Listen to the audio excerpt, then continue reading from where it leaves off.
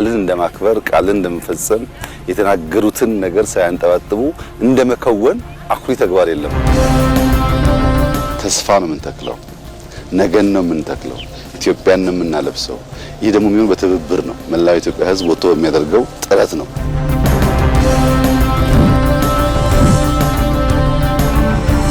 ኢትዮጵያ በልጆቿ ብርቱ ክንድ ተስፋን በመትከል ወደ ከፍታ የምታደርገውን ጉዞም አጠናክራ ቀጥላለች። ስነ ምህዳራዊ ዘላቂነት ለአንድ ሀገር ቀጣይነትና በብዝሃነት ውስጥ በአብሮነትና በመከባበር ለሚኖር ሕዝብ ለቀጣይ ትውልድ የሚያስተላልፈው ቅርስ ነው።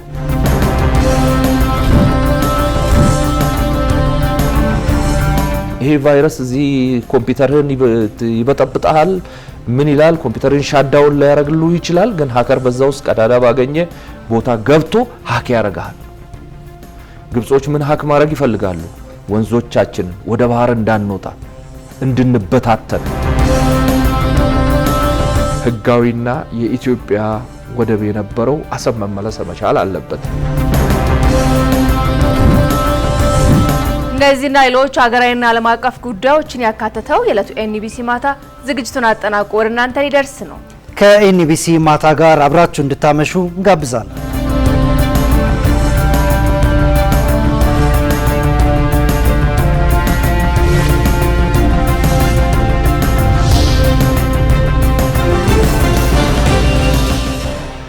ጤና ይስጥልን ተመልካቾች፣ እንደምን አምሽታችኋል? በርካታ ሀገራዊና ዓለም አቀፍ ጉዳዮችን በቀጥታ ስርጭት ወደ እናንተ የምናደርስበት የዕለተ ማክሰኞ ኤንቢሲ ማታ ተጀምሯል። ቅዱስ ተስፋዬና ሰላም ይልማ ከመላ የቀጥታ ስርጭት ባለሙያዎች ጋር ዜናዎችን እየመራን አብረናችሁ እናመሻለን። የቢዝነስና ስፖርት መረጃዎችም ሰዓታቸውን ጠብቀው ወደ እናንተ ይደርሳሉ። አጫጭር የሀገር ውስጥ መረጃዎችን በማስቀደም እንጀምራለን። ኢትዮጵያ በአንድ ጀንበር 805 ሚሊዮን ችግኞችን በመትከል እቅዷን ማሳካቷን ዓለም አቀፍ መገናኛ ብዙሃን ዘግበዋል። የዓለም አቀፍ መገናኛ ብዙሃን ኢትዮጵያ አየር ንብረት ለውጥ ለመከላከልና የአረንጓዴ ሽፋን ለማሳደግ አረንጓዴ አሻራ እየተገበረች ነው ብለዋል። በስምንተኛው የአረንጓዴ አሻራ መርሃ ግብር ሐምሌ 27 2018 ዓ.ም በአንድ ጀንበር 805 ሚሊዮን ችግኞችን በመትከል ታሪክ መስራቷን ገልጸዋል። ዓለም በከባድ የአየር ንብረት ለውጥና የበረሃማነት ስጋት ውስጥ ባለችበት በዚህ ወቅት ኢትዮጵያ በራሷ አቅም የደን ሽፋኗን ለማሳደግና የውሃ ምንጮቿን ለመታደግ እያደረገች ያለውን ጥረትም አስገንዝበዋል። ሲጂቲኤን፣ ኦል አፍሪካ፣ ኢስላማድ ፖስት እና ሌሎችም ዓለም አቀፍ መገናኛ ብዙሃን ለጉዳዩ ትኩረት በመስጠት ኢትዮጵያውያን አገራቸውን አረንጓዴ ለማልበስ ያደረጉትን ጥረት በማድነቅ ጉዳዩን ዘግበውታል። የኢትዮጵያ ኒውክሌር ኃይል ኤሌክትሪክ ማመንጨት ለመጠቀም በያዘችው እቅድ መሰረት ዓለም አቀፍ የቁጥጥርና የሕግ ማዕቀፏን እያጠናከረች መሆኗን የኢትዮጵያ ቴክኖሎጂ ባለስልጣን ገለጸ። የኢትዮጵያ ቴክኖሎጂ ባለስልጣን በኒውክሌር ጣቢያዎች ላይ ባዘጋጀው ረቂቅ የቁጥጥር ደንብ ዙሪያ ከመንግስት ተቋማት፣ ከሙያ ማህበራትና ከሌሎች ባለድርሻ አካላት ጋር የውይይት መድረክ አካሂዷል። የባለስልጣኑ ዋና ዳይሬክተር ሰለሞን ጌታቸው ኢትዮጵያ የኒውክሌር ኢነርጂ ለሰላማዊ ዓላማና ለኤሌክትሪክ ማመንጨት የመጠቀም ፍላጎቷን ዓለም አቀፉ የአቶሚክ ኢነርጂ ኤጀንሲ በይፋ ካሳወቀች በኋላ የቁጥጥር ስርዓቱን ለማጠናከር ሰፊ ስራዎች መከናወናቸውን ገልጸዋል። በዚህም ሂደት የሰው ኃይል አቅም ግንባታ፣ የህግና የቁጥጥር ማዕቀፎች ዝግጅት፣ የፈቃድ አሰጣጥ እንዲሁም የኢንስፔክሽንና የህግ ማስከበር ስርዓቶች በዓለም አቀፍ መስፈርቶች መሰረት እየተገነቡ ይገኛሉ ብለዋል። የኒውክሌር ጣቢያዎች ቦታ ምርጫ፣ የአካባቢና የህዝብ ደህንነት ጥበቃ፣ የተፈጥሮና ሰው ሰራሽ አደጋዎች መከላከል እንዲሁም የአደጋ ጊዜ ምላሽ አሰጣጥ መስፈርቶች በረቂቅ ደንቡ ውስጥ መካተታቸው ገልጸዋል።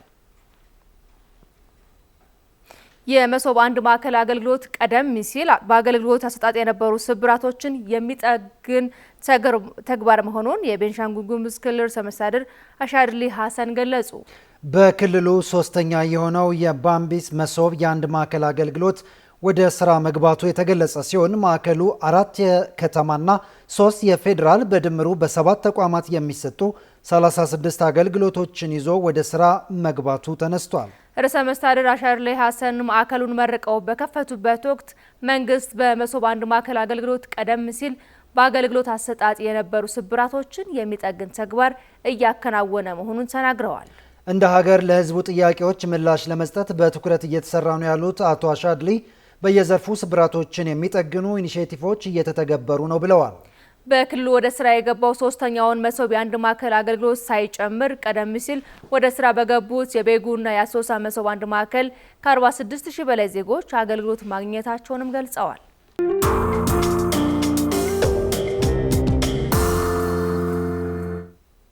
ክቡራን ተመልካቾች በመከታተል ላይ የምትገኙት ኤንቢሲ ማታ ነው። ከቴሌቪዥን ባሻገር በተለያዩ ማህበራዊ ሚዲያ አማራጮች ልትከታተሉ ትችላላችሁ። አሁን ደግሞ በዝርዝር ወደምንመለከታቸው የሀገር ውስጥ መረጃዎች እንሻገር። የአረንጓዴ አሻራ መርሃ ግብር ኢትዮጵያን ቃልን በተግባር መቀየር እንደሚችሉ ያረጋገጡበት ነው ተባለ። ኢትዮጵያ ከራሷ አልፋ ለመላው አፍሪካ ታላቅ ምሳሌ መሆን መቻሏን ጠቅላይ ሚኒስትር አብይ አህመድ ተናግረዋል። ተስፋን እንትከል በሚል መሪ ቃል የተካሄደው ችግኝ ተከላ ተስፋ ሰጪ ተግባር መሆኑንም ገልጸዋል። ብርሃን እሸቴ ከአራቱም አቅጣጫ በታላቅ ሀገራዊ አንድነትና ተነሳሽነት የተካሄደው የአረንጓዴ አሻራ መርሃ ግብር በስኬት መጠናቀቁ ይታወቃል።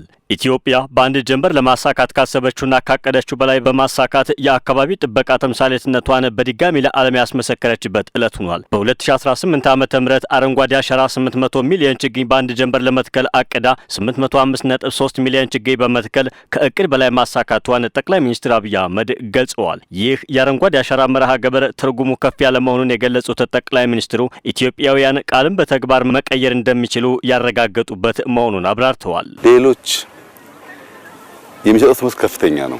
ኢትዮጵያውያን ህብረት አላቸው። ለሚፈልጉት ነገር ለሀገራዊ ፍላጎት፣ ለሀገራዊ ትልም በጋራ ይቆማሉ።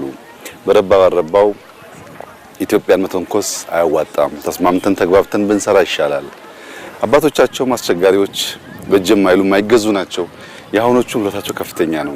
ፍላጎት አላቸው። ጨክነዋል ለመበልጸግ፣ ለመለወጥ፣ ለማደግ ያ ነበር የሚባለውን ሲቪላይዜሽን አልቀው ለማምጣት እየተጉ ያሉት የሚለው መልእክት ስለሚያስተላልፍ አድካሚ ሊሆን ይችላል፣ ግን ሳንደክም በገባነው ቃል መሰረት መትከል አለብን። ቃልን እንደማክበር፣ ቃልን እንደመፈጸም፣ የተናገሩትን ነገር ሳያንጠባጥቡ እንደመከወን አኩሪ ተግባር የለምና ኢትዮጵያውያን በሚያስደምም ተስፋ ላይ ነው ያለነው። ኢኮኖሚያችን በመልካም ስራ ላይ ነው ያለው። ያበበን ያለው የለማን ያለነው ለውጦች አሉ። ከተሞቻችን የተቀየሩ ነው ያሉት። ጠቅላይ ሚኒስትሩ አክለውም በዚህ ሀገራችን ከራሷ አልፋ ለመላው ዓለም ታላቅ ምሳሌ መሆን መቻሏን ተናግረዋል። በዚህ ታላቅ መርሃ ግብር እንደ ሀገር ለሌሎች አርአያ መሆን መቻሏን አብራርተዋል። አሁን እየሰራን ያለው ለልጆቻችን ነው። ተስፋ ነው የምንተክለው፣ ነገን ነው የምንተክለው፣ ኢትዮጵያን ነው የምናለብሰው። ይህ ደግሞ የሚሆነው በትብብር ነው። መላው ኢትዮጵያ ሕዝብ ወጥቶ የሚያደርገው ጥረት ነው። ይህ ጥረት ከዚህ ቀደሙ ኢትዮጵያ የቀረ አይመስለኝም። ብዙዎች ሬኮግናይዝ አድርገውት የኢትዮጵያን ፋና ለመከተል የኢትዮጵያን አካሄድ ለመከተል ጥረት እያደረጉ ይታያሉ። ኢትዮጵያ ላለፉት ዓመታት ላደረገችው ጥረት የዓለም መንግስታት ሬኮግናይዝ አድርገው ሽልማት ብቻ ሳይሆን ኮፕ ኢትዮጵያ ውስጥ እንዲዘጋጅ ወስነዋል።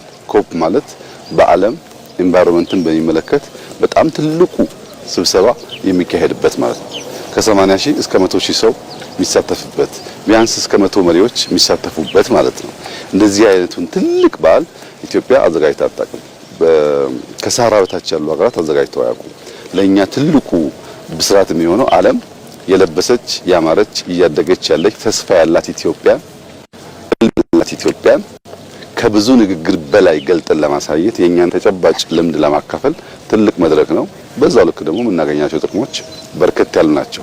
በዚህ ደማቅ ሀገራዊ የችግኝ ተከላ ንቅናቄ ላይ 26.2 ሚሊዮን ዜጋዎች በነቂስ ወጥተው የነቃ ተሳትፎ ማድረጋቸው ይታወቃል። ከህፃን እስከ አዋቂ የተሳተፉበት ይህ የችግኝ ተከላ መርሃ ግብር ተስፋን እንትከል በሚል መሪ ቃል የተካሄደ ተስፋ ሰጪ ተግባር መሆኑን ጠቅላይ ሚኒስትሩ ገልጸዋል። መላው ኢትዮጵያ ህዝብ ወጥቶ መትከሉ ብቻ ሳይሆን ተቋሞቻችን ያሳዩትን ብቃት ከወራት በፊት 54 ሚሊዮን ዜጎች ከ50 ሺህ በላይ ጣቢያዎች ላይ ምርጫ ፈጽመዋል።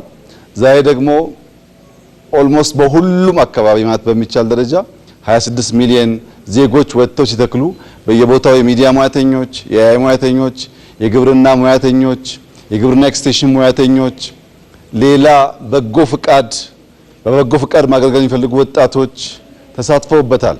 ስታዩ እንደዋላችሁት አዛውንቶች፣ አሮጊቶች፣ ወጣቶች፣ አካል ጉዳተኞች፣ ህፃናት፣ ሴቶች፣ ወንዶች ኢትዮጵያውያን በሚያስደንቅ ብርታትና ብቃት ሀገራቸውን ለማልበስ ተስፋን ለመትከል ሙሉ ቀን ያሳዩት ተጋድሎ ያሳዩት ጀግንነት ለኛ ከፍተኛ ሞራል ከፍተኛ ተስፋ የሰጠን ስለሆነ ህዝባችንን በድጋሚ እንዳመሰግን ይፈቀድልኝ።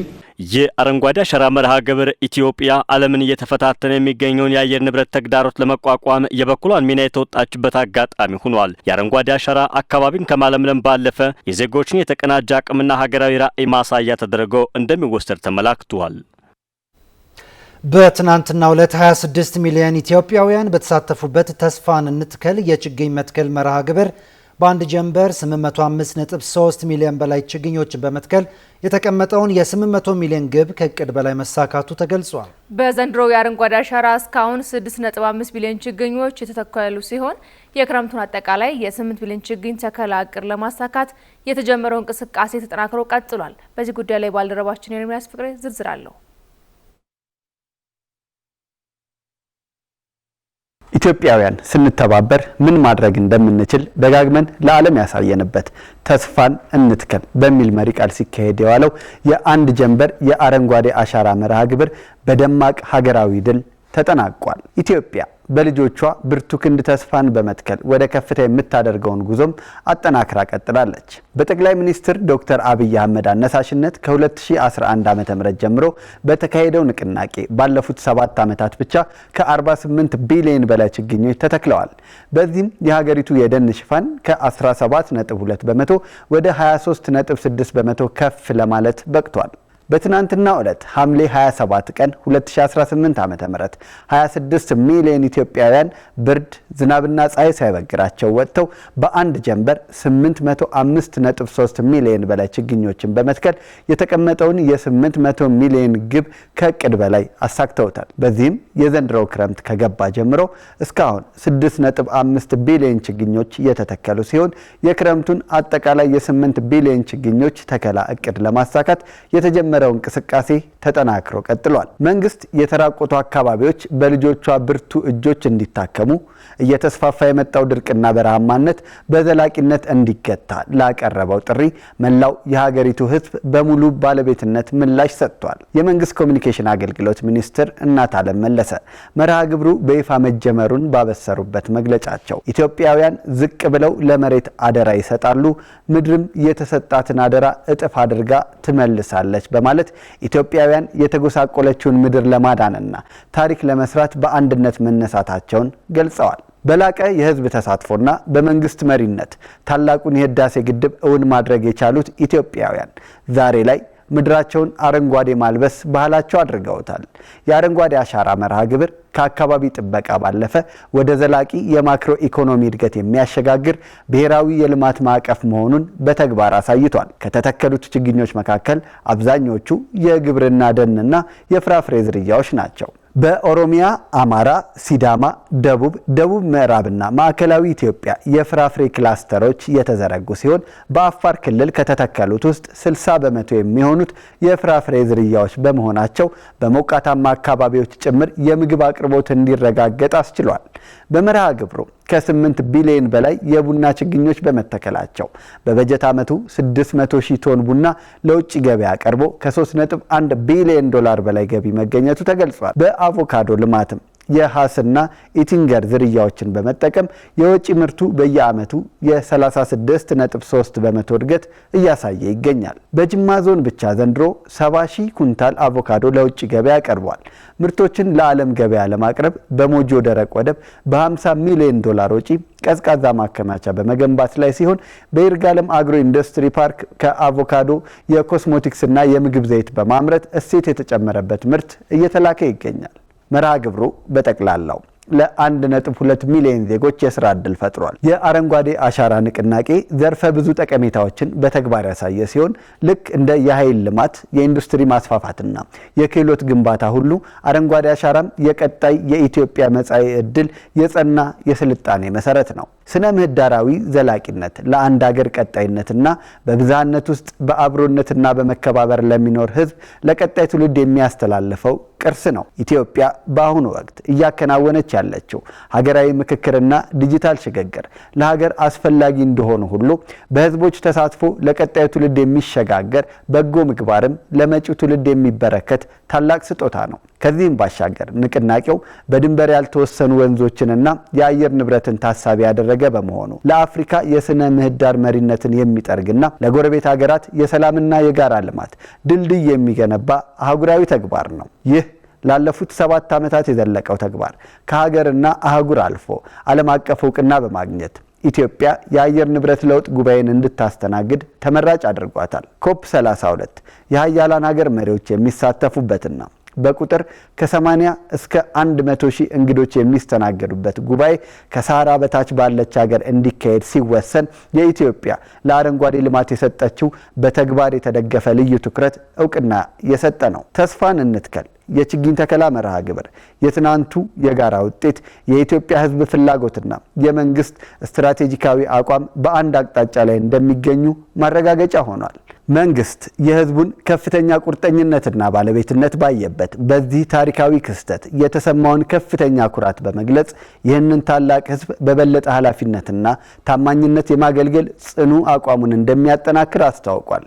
በኢትዮጵያ ስም ለተደረገው ከፍተኛ ርብርብ ለመላው ኢትዮጵያውያን፣ ለኢትዮጵያ ወዳጆችና ለዲፕሎማቲክ ማህበረሰብ አካላት ላቅ ያለ ምስጋና የቀረበ ሲሆን የክረምቱን አጠቃላይ የ8 ቢሊዮን ችግኞች ተከላ ዕቅድ ሙሉ በሙሉ ለማሳካት የተጀመረው አገራዊ ተሳትፎ ተጠናክሮ እንደሚቀጥልም ተገልጿል። የሀገር መከላከያ ሰራዊት ኢትዮጵያን በደሙና በአጥንቱ አጽንቶ ማቆየት መቻሉን ከጣቢያችን አገር አቀፍ ፕሮግራም ጋር ቆይታ ያደረጉት የመከላከያ ሰራዊት የክብር አባል ገለጹ።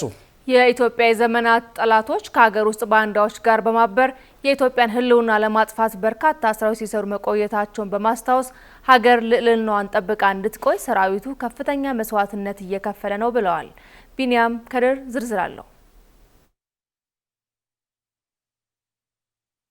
ከጉራ እስከ ጉንዲት ከዶጋሊ እስከ አድዋ ከመቅደላ ተራራዎች እስከ ካራማራ ከማይጮ እስከ ባድመ ድረስ የኢትዮጵያ ጀግናው መከላከያ ሰራዊት ለኢትዮጵያ ክብርና ስለ ሀገር ሉዓላዊነት ሲል ራሱን መስዋዕት በማድረግ ሀገርን በድል አክሊል ቀና አድርጎ ማቆም ችሏል። የኢትዮጵያ የዘመናት ጠላቶች ከሀገር ውስጥ ባንዳዎች ጋር በማበር የኢትዮጵያን ሕልውና ለማጥፋት በርካታ ስራዎችን ሲሰሩ መቆየታቸውን ጣቢያችን አገር አቀፍ ፕሮግራም ጋር ቆይታ ያደረጉት የመከላከያ ሰራዊት የክብር አባል ባረንቱ ገዳ ገልጸዋል። የሀገር መከላከያ ሰራዊት ኢትዮጵያን በደሙና ባጥንቱ አጽንቶ ማቆየት ችሏል ያሉት የክብር አባሉ ኢትዮጵያ ጠላቶቿ ዙሪያን ከቦ ለማዋከብ ቢጥሩም ሰራዊቱ ታላቅ ተጋድሎን በማድረግ ኢትዮጵያን እያስከበረ ይገኛል ብለዋል። ህገወጡ የህወሓት ቡድን ከሻዕቢያ ጋር በፈጠረው ጽምዶ ምክንያት ለወትሮ በወጣቶች እንቅስቃሴ ይደምቁ የነበሩ የትግራይ ከተሞች ዛሬ ላይ መኖሪያቸውን ለቀው ወደ ተለያዩ የኢትዮጵያ ከተሞች እየሄዱ ይገኛሉ። ይሄ ቫይረስ እዚህ ኮምፒውተርህን ይበጠብጣል።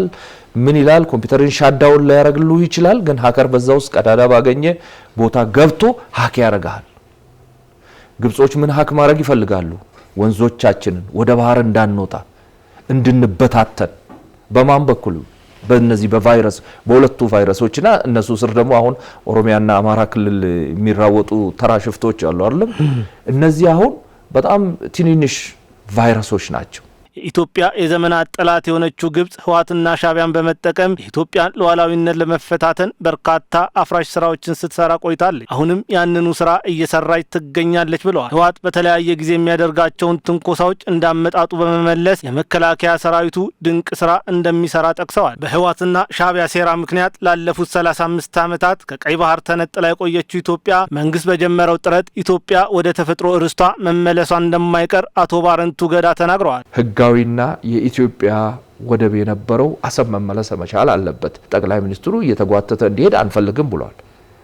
ልክ ጠቅላይ ሚኒስትሩ ባለው መሰረት እንዲሳካ አደራ ላለው ሁላችንም ድጋፍ ማድረግ መቻል አለብን። በዚህ ዙሪያ ህወሓትና ሻዕቢያ ሀገርን ከውስጥና ከውጭ ለመከፋፈል ህዝብን ለማጣላትና የኢትዮጵያን አንድነት ለማፍረስ ከፍተኛ ጥረት እያደረጉ መሆኑን ጠቅሰዋል። ነገር ግን የኢትዮጵያ ህዝብና ሰራዊት በሰሩት ጀግንነትና አንድነት ካዲዎችን ሴራ አክሽፈውታል ብለዋል። የራሷን ነጻነት ጠብቃ የኖረችው ኢትዮጵያ ለመላው የጥቁር ህዝቦች የነጻነት ጎን የቀደደች ማሸነፍን እንጂ መሸነፍን የማታውቅ በወታደሮቿ ደምና አጥንት ጸንታ የኖረች ሀገር መሆኗን በአጽንኦት ተናግረዋል። እንኳን ሻዕቢያና ወያኔና ሱዳን ሌላም ቢጨመር በኢትዮጵያ ሉዓላዊነት ቅንጣት ታክል ስጋት የለም።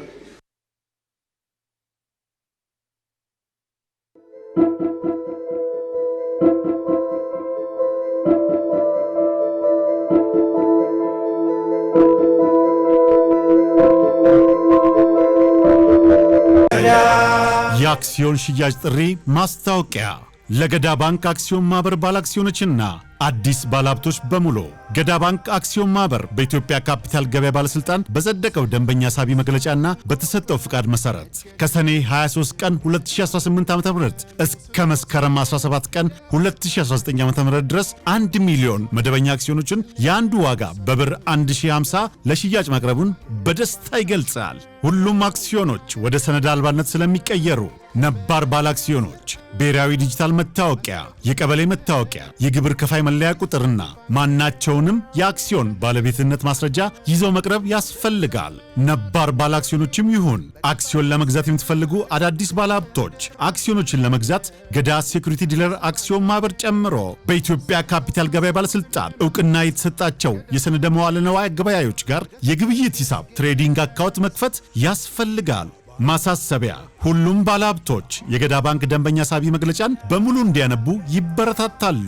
ለውሳኔ ከተቸገሩ በኢትዮጵያ ካፒታል ገበያ ባለስልጣን ፍቃድ ከተሰጣቸው ገለልተኛ የፋይናንስ አማካሪዎች ምክር መጠየቅ ይችላሉ።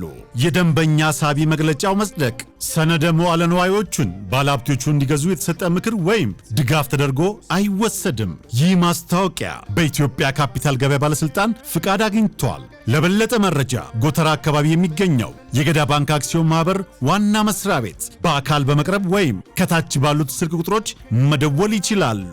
ገዳ ባንክ፣ የአዲሱ ትውልድ ባንክ።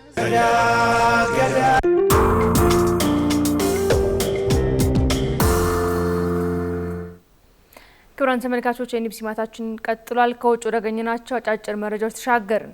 በአሜሪካ ዋሽንግተን ግዛት የተከሰተው ሰደድ እሳት 65000 በላይ ሰዎችን ከመኖሪያ ቀያቸው ማፈናቀሉ ተገለጸ። የአሜሪካ ቀይ መስቀል በአደጋው ምክንያት 65000 የሚደርሱ ሰዎች ከአካባቢያቸው ለመልቀቅ መገደዳቸውን ገልጿል። በስፖካን ካውንቲ ከ700 በላይ ቤቶች መውደማቸውም አመላክተዋል። በስፖካንና በስቲቨንስ አካባቢዎች የተከሰተው ሰደድ እሳት 3248 ሄክታር ማውደሙ የተገለጸ ሲሆን አደጋውን ለመቆጣጠር አስቸጋሪ መሆኑን አልጀዚራ ዘግቧል።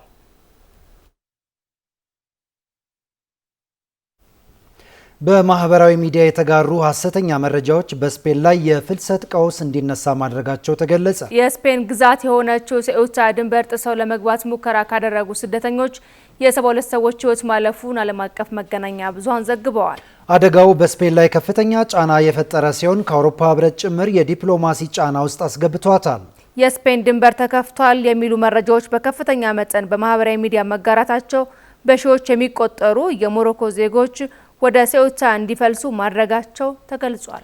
በርካታ ስደተኞች ድንበሩን ተሻግረው ወደ ስፔን መግባት እንደሚችሉ የነገሯቸው ህገወጥ የሰዎች አዘዋዋሪዎች እንዳልሆኑ የገለጹት ስደተኞቹ ድንበሩን እየከፈቱ መሆኑን የሚጠቁሙ የኢንስታግራም ልጥፎች በመመልከት ጉዞ መጀመራቸውን ተናግረዋል። 60,000 ስደተኞች ወደ ሴኡታ ለመግባታቸውን በማህበራዊ ሚዲያ የተሰራጩት መልእክቶች ከፍተኛ ሚና እንዳላቸው የኢሮኒክስ ዘገባ ይጠቁማል። በአሜሪካ ሚቺጋን ግዛት እየተደረገ ያለው የዲሞክራቲክ ሴኔት የመጀመሪያ ደረጃ ምርጫ በአሜሪካ የፖለቲካ መድረክ ከፍተኛ ትኩረት መሳቡ ተነገረ። ፕሬዚዳንት ዶናልድ ትራምፕ ኢራን ትደራደር አሊያም ሙሉ ለሙሉ እጅ ትስጥ በሚል አስጠነቀቁ። ኢራን አሜሪካ ጋር ከመደራደር ይልቅ ወደ ኦማን በሆርሙዝ ሰርጥ ጉዳይ ላይ ትኩረት አድርጋለች በሚልም ሀሳቦች እየተጋሩ ነው። ፕሬዚዳንት ዶናልድ ትራምፕ ከፍተኛ አጣብቂኝ ውስጥ መግባታቸውም ተነግሯል። የኢራን አብዮታዊ ዘብ ኃይል አሜሪካ ለምትሰነዝረው ጥቃት አጸፋዊ ምላሽ እንደሚሰጥም ዝቷል። ቢኒያም ካሴ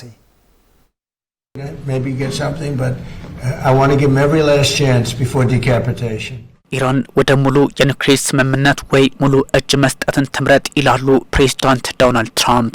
የኢራን አብዮታዊ ዘብ ኃይል ደግሞ ሞክሩ ምላሻችን ሚሳይል ይሆናል በሚል ያስጠነቅቃል። በመሀል ዓለም የምትይዘውን የምትጨብጠውን አታ በማን ቀድሞ የተኩስ ጭንቅ ውስጥ እንድትገባ ተገደደች በሚል የመካከለኛው ምስራቅና የሰሜን አፍሪካን ጉዳዮች በጥልቀት የሚረዱ የፖለቲካ ተንታኞች ግራ አጋቢነቱን አጽንኦት ይሰጣሉ። ፕሬዝዳንት ዶናልድ ትራምፕ ኢራንን በአንድ ምሽት አጠፋታለሁ ልምዳቸው ነው። ኢራን ምላሽ ደግሞ አሜሪካን ሙሉ በሙሉ እደመሳታለሁ ባይሆንም በመካከለኛው ምስራቅ ያለ የአሜሪካ ጦር ሰፈርና አጋር ሁሉ በሰዓት ይጋያል እየሆነ መጥቷል። የዋሽንግተንን መግለጫ ተከትለው አውሮፓውያን እኛም ከጎንሽ ነን ከማለት ፖለቲካዊ ልምዳቸው ወጥተው በፕሬዚዳንት ዶናልድ ትራምፕ የውጭ ፖሊሲ ምክንያት ተገፍተናል ስሜት ውስጥ ገብተው ነገሮች የተቃርኖ አድርገዋቸዋል። ፕሬዚዳንት ዶናልድ ትራምፕ ከገቡበት አጣብቂ ለመውጣት የሚያስችላቸውን መፍትሄ ካላመጡ ፕሬዚዳንታዊ ስህተት ዳግም በታሪክ ፊት ሆኖ ይመዘገብባቸዋል።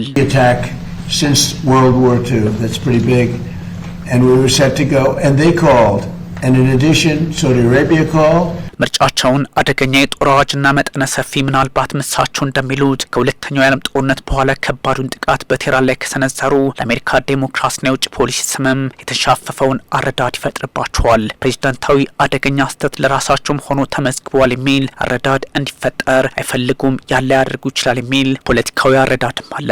ትራምፕ አንድ ስህተት ብቻ አልሰሩም ይባልላቸዋል። እሱም በኢራን ላይ እነዛን አደገኞቹን የጦር መሳሪያዎች ወደ መጠቀም የሚወስደውን ሙሉ የክተት አዋጅ ይፋ አላደረጉም የሚለው ሆኗል። በሌላ በኩል በመጀመሪያው ዙር ጦርነታቸው በቴህራን ላይ ሙሉ ጦርነት አውጀው ነበር። በኢራን ኃይሎች ብርታት ስትራቴጂክ ማፈግፈግ ውስጥ ገቡ እንጂ በሚል ትራምፕን እንደተሳሳቱ በማሳያነት የሚያነሱባቸውም አሉ።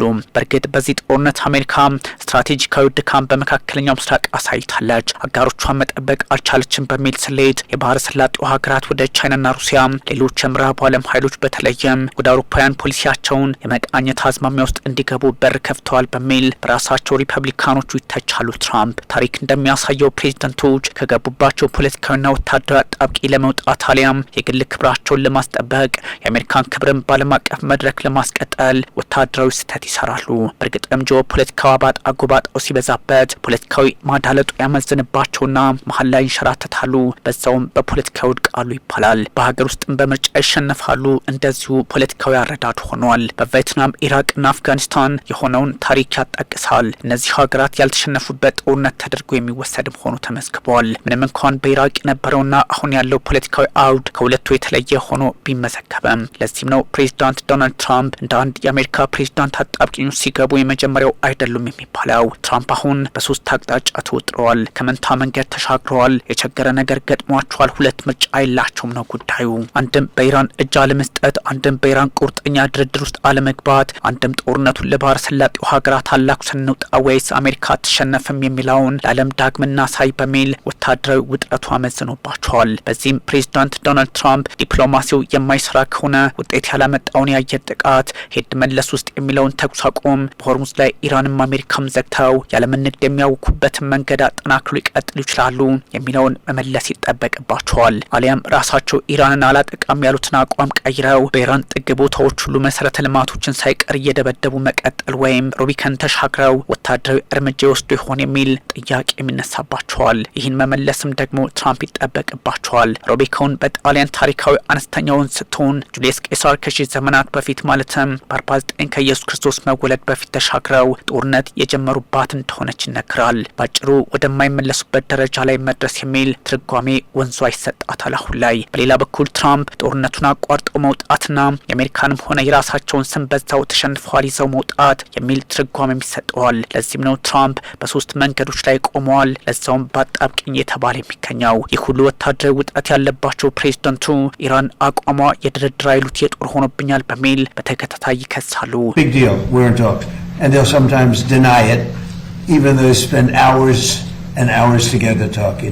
የኒውክሌር ስምምነት አሊያም ሙሉ በሙሉ እጅ መስጠት ለኢራን የተሰጣት ሁለት ምርጫ አድርገው ዝተዋል ትራምፕ። ኢራን በአሁኑ ሰዓት በሁለት ምርጫ ላይ ናት ወይ ያለችው የሚለውን ምላሽ ለማግኘትም አዳጋች ነው። የአገዛዝ ለውጥ፣ የሚሳይል ጦር መሳሪያ ማስፈታት፣ አቶሚክ ቦምብን እንዳያስቡት ማድረግ፣ በአዲስ መልክ ደግሞ በሆርሙዝ ላይ ያለውን የበላይነት መግታት በሚል ፔንታጎን እርምጃ ብሎ ጀመረ። በኒውክሌር ድርድር ላይ ብቻ የሚቋጭ ከሆነም ለዋሽንግተን አስደንጋጭ ጦርነት ጅማሩና ያለመፍትሄ የተጠናቀቀ ሆኖ በታሪክ የሚከተብ ይሆናል። ዋሽንግተን ቴህራን በሚስጥር እንደራደር በሚል ትለምነኛለች፣ በአደባባይ ግን ስለ ድርድር የማውቀው ነገር የለም ትለኛለች በሚል እየተቸች ይገኛል። በእርግጥ የፋርስ ዲፕሎማሲያዊ አካሄድ ነው። ከዚህ ቀደም ራሳቸው ፕሬዚዳንት ዶናልድ ትራምፕ ማለታቸው የሚዘነጋም አይደለም። ከአሜሪካ ጋር ከመደራደር ይልቅ ከኦማን ጋር አብረው በመስራት የሆርሙዝን ሰርጥ መቆጣጠር አዝማሚያ ያላቸው ቴህራናውያን በራሳቸው መንገድ የቆሙበት አካሄድ ለሪፐብሊካኖቹ የሚዋጡ ሆኖ አልተገኘም። ነገሮች መልካቸውን እየለወጡ ነው። ሞሰን ረዛ ካርዛኤ የሁለንተናዊ መሪው ከፍተኛ አማካሪ አሜሪካ የኢራን ወደቦችና ሆርሙዝን ዘግታ የምትቀጥል ከሆነ አጸፋዊ ይከፋል ማለታቸው ትራምፕ ለኢራን የተሰጣት የመጨረሻ እድል ነው በሚል ማስጠንቀቃቸው ቴህራን ከዋሽንግተን ጋር ከመምከር ይልቅ በሆርሙዝ ጉዳይ ኦማንን መምረጧ በፍልስጤም ባለው የፖለቲካ ሁኔታ ላይ ቱርክ፣ ካታርና ግብጽ የጋራ መግለጫ ማውጣታቸው እንዲሁም ደግሞ እስከ ቀይ ባህርና ህንድ ውቅያኖስ የተዘረጋው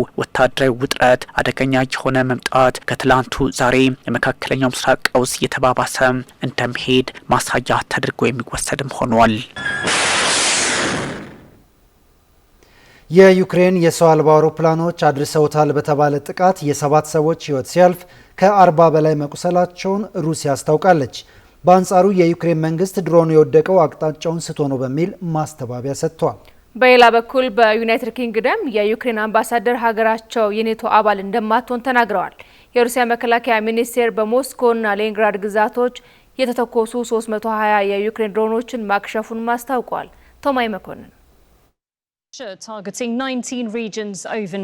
የሩሲያና ዩክሬን ጦርነት አሁን ላይ ወደ ሌላ ዙር ተሸጋግሯል። ከባድ ጥቃት ከሁለቱም ወገኖች እየደረሰም ቀጥሏል። ሀገራቱ አንዳቸው በአንዳቸው ላይ ጥፋቱን እያሳበቡ ጦርነቱን አስፍተውታል። ዛሬ በደቡባዊ ሩሲያ ክራስኖዳር ግዛት በጥቁር ባህር ላይ የዩክሬን ሰው አልባ አውሮፕላን ተከስክሶ ቢያንስ 7 ሰዎች ህይወታቸው ሲያልፍ 40ዎቹ ደግሞ መቁሰላቸውን የሩሲያ ባለስልጣናት አስታውቀዋል። በዚህ ጥቃት ላይ የዩክሬን መንግስት ይፋዊ መግለጫ ባይሰጥም አንዳንድ ምንጮች ድሮኑ የወደቀው አቅጣጫውን ስቶ እንደሆነ እየገለጹ ነው። ሁለቱም ወገኖች በጦርነቱ ወቅት ሲቪሎችን ሆን ብለው እንደማያጠቁ ቢገልጹም በቅርብ ሳምንታት በሁለቱም በኩል በሲቪል መኖሪያዎችና በመዝናኛ ስፍራዎች ላይ የሚሰነዘሩ ጥቃቶች እየጨመሩ መጥተዋል። በሩሲያና ዩክሬን የሚደረጉ ጦርነቶች የጣልቃ ገብነት ውጤቶች እንደሆኑ በርካታ የፖለቲካ ተንታኞችም ይናገራሉ። በሩሲያ በኩል የሰሜን አትላንቲክ የጦር ቃል ኪዳን ጥምረት ኔቶ ወደ ምስራቅ መስፋፋት ለህልውና አደጋ ነው በሚል ሞስኮ ጦርነቱን ታስቀጥላለች። በዩክሬን በኩል ደግሞ ምስራቃዊ ግዛቶችን አሳልፌ አልሰጥም በሚል ጦርነቱ አንድም ከስልታዊና ከአካባቢያዊ የበላይነትን ከማስከበር አንጻር አንድም ብሔራዊ ጥቅምን ለማስቀደም በሚል በሞስኮና ኪየቭ መካከል ጦርነቱ አሁንም ድረስ ቀጥሏል። ጦርነቱም መቼ እንደሚቆም አልታወቀም። በቅርቡ የአሜሪካው ፕሬዚዳንት ዶናልድ ትራምፕ ዩክሬን የፓትሪዮት ሚሳይል እንድታመርት እገዛ እንደሚያደርጉ መናገራቸው ምንም እንኳ መልሰው ቢያስተባብሉም በሞስኮና ዋሽንግተን መካከል ውጥረት ሊፈጥር ይችላል የሚል ስጋትም ጋርጦ ነበር። ኔቶ ለዩክሬን የሚያደርገውን እርዳታ ቀጥላለሁ ማለቱ፣ አውሮፓ ህብረትም ዩክሬንን አንተዋትም ሲል መግለጫ መስጠቱ እንዲሁም በስውር የጦር መሳሪያ መላኩ የክሬምሊን ባለስልጣናትን ማስቆጣቱም የሚዘነጋ አይደለም። እናም ሞስኮ ይህንን ጦርነት በቶሎ መጨረስን እንደ ትልቅ አጀንዳ ማስቀመጧ ጦርነቱ ምን ያህል አሰልችና አክሳሪ ስለመሆኑ የበርካቶች አስተያየት ሆኗል። በሌላ በኩል ዘለንስኪ መራሹ የዩክሬን አስተዳደር ውስጣዊ ፈተና እንደተጋረጠበት የሚጠቁሙ መረጃዎች ብቅ እያሉ ነው። በተለይ ከኔቶ አባልነት ጋር በተያያዘ ስጋት እየቀረበም ይገኛል። የዩክሬን የቀድሞ የጦር ኃይሎች ጠቅላይ አዛዥና በአሁኑ ወቅት በዩናይትድ ኪንግደም የሀገሪቱ አምባሳደር የሆኑት ቫለሪ ዛሉዥኒ ዩክሬን የሰሜን አትላንቲክ የጦር ቃል ኪዳን ድርጅት ኔቶ አባል የመሆን እድል መቼም እንደሌላት አስተያየት መስጠታቸው ኪየቭ ኔቶን ለመቀላቀል የምታደርገውን ጉዞ እጅግ ጠባብ ስለመሆኑ አመላክቷል። በኪየቭ በተካሄደው የዩክሬን አምባሳደሮች ዓመታዊ ስብሰባ ላይ ንግግር ያደረጉት ዛሉዥኒ ሀገራቸው ለዓመታት የኔቶ መስፈርቶችን ለማሟላት ያደረገችውን ጥረትና የተሰጡትን ተስፋዎች ተረት ተረት ሲሉ ገልጸውታል። ለ12 ዓመታት ያህል የኔቶን መስፈርቶች ለማሟላት በግሌ ስሰራ የቆየው ሲሆን በየዓመቱ አሁን አባል ልንሆን ነው የሚል ቀልድ ስሰማ ነበር ያሉት አምባሳደሩ በሚያሳዝን ሁኔታ ዩክሬን መቼም ቢሆን የህብረቱ አባል አትሆንም ሲሉ ተደምጠዋል። ዛሉዥኒ ለዚህ የሰጡት ዋና ምክንያት የኔቶ ወታደራዊ ስልቶችና አደረጃጀቶች ከዘመናዊው ጦርነት እውነታ ጋር የማይሄዱና በሁለተኛው የዓለም ጦርነት ዶክትሪን የሚመሩ በመሆናቸው ነው። ዩክሬን ከኔቶ አባልነት ይልቅ ከአውሮፓ ሀገራት ጋር አዳዲስ የደህንነትና የጦር ቅንጅቶችን መፍጠር ትኩረት ማድረግ እንዳለባትም አሳስበዋል። ዛሉዥኒ ምንም እንኳ የዩክሬን ህገ መንግስት የኔቶ አባልነትን እንደ ዋና ስትራቴጂካዊ ግብ ያስቀመጠ ቢሆንም ከፕሬዚዳንት ቮሎዲሚር ዘለንስኪ ጋር በነበራቸው ልዩነት ከጦር አዛዥነታቸው የተነሱት ዛሉዥኒ አሁንም በህዝብ ዘንድ ከፍተኛ የድጋፍ መጠን ያላቸውና በወደፊቱ የፕሬዚዳንትነት ምርጫ የዘለንስኪ ዋነኛ ተፎካካሪ ይሆናሉ ተብሎ ይጠበቃል። ሆኖም በዚህ የኔቶ አባልነት ጉዳይ ላይ ከፕሬዚዳንት ዘለንስኪ ቢሮ እስካሁን ይፋዊ ምላሽ አልተሰጠም። ዛሉዥኒ ይህን አስተያየት የሰጡት በኪየቭ በተካሄደው የዩክሬን አምባሳደሮች ስብሰባ ላይ ስለ አውሮፓ አትላንቲክ ውህደት በነበረው የውይይት መድረክ ላይ ነበር። በዩናይትድ ኪንግደም በሚመራውና የኔቶ አባላትን ባቀፈው የጋራ ኃይል ውስጥ ስለ ኪየቭ ሚና አስተያየት እንዲሰጡ በተጠየቁበት ወቅት በቀጥታ በሰሜን አትላንቲክ ጦር ቃል ኪዳን ድርጅት ኔቶ ላይ ትችታቸውን ሰንዝረዋል። ኔቶን በጣም አውቀዋለሁ ያሉት ዛሉዥኒ ዩክሬንን ወደ ህብረቱ ለመቀላቀል ብዙም ያልተራመደ የቃል ጋጋታ ብቻ የሚያወጣ ሲሉ አብጠልጥለውታል። የአምባሳደሩ አስተያየት እንደሚያሳየው ኔቶ ዩክሬንን ለመርዳት ዳተኛ ስለመሆኑ ጠቋሚ ነው። ዩክሬን የ40 ቀን ሩሲያን ጫና ውስጥ የሚያስገባ ዘመቻ በሚል የጀመረችው ጥቃት በሩሲያ መሰረተ ልማቶች ላይ ከባድ ኪሳራ ማድረሱን ከኪየቭ የሚወጡ መረጃዎችም እያመላከቱ ነው። ዛሬ ላይ ደግሞ የሩሲያ መከላከያ ሚኒስቴር እንደገለጸው የአገሪቱ የአየር መከላከያ በሞስኮና ሌኒንግራድ ክልሎች የተተኮሱ 320 የዩክሬን ድሮኖችን ማክሸፉን እወቁልኝ ብለዋል። የሌኒንግራድ ባለስልጣናት 17 የዩክሬን ድሮኖችን ማክሸፋቸውንም ይፋ አድርገዋል። ዩክሬን የሩሲያ ወታደሮች ድሮኖችን ጨምሮ የተለያዩ የጦር መሳሪያዎችንና ቁሳቁሶችን እንዲገዙ ያመቻቻል ስትል የምትከሰው የዋይልድ ቤርስ ተቋም በቅርብ ጊዜያት በተደጋጋሚ የድሮን ጥቃት ኢላማም ሆኗል። በሩሲያና ዩክሬን የሚደረጉ አዳዲስና ቀጣይነት ያላቸው ጦርነቶች ሁለቱ የምስራቅ አውሮፓ ሀገራት ጦርነት ለማቆም ምንም አዝማሚያ ለማሳየታቸው የሰላምና ተኩስ የማቆም ጊዜን ሊያራዝመው እንደሚችል የፖለቲካ ተንታኞች ስጋታቸውን ከማስቀመጥ አልቦዘኑም። Ukraine has carried out a series of further attacks on logistics warehouses and oil infrastructure in Russia overnight.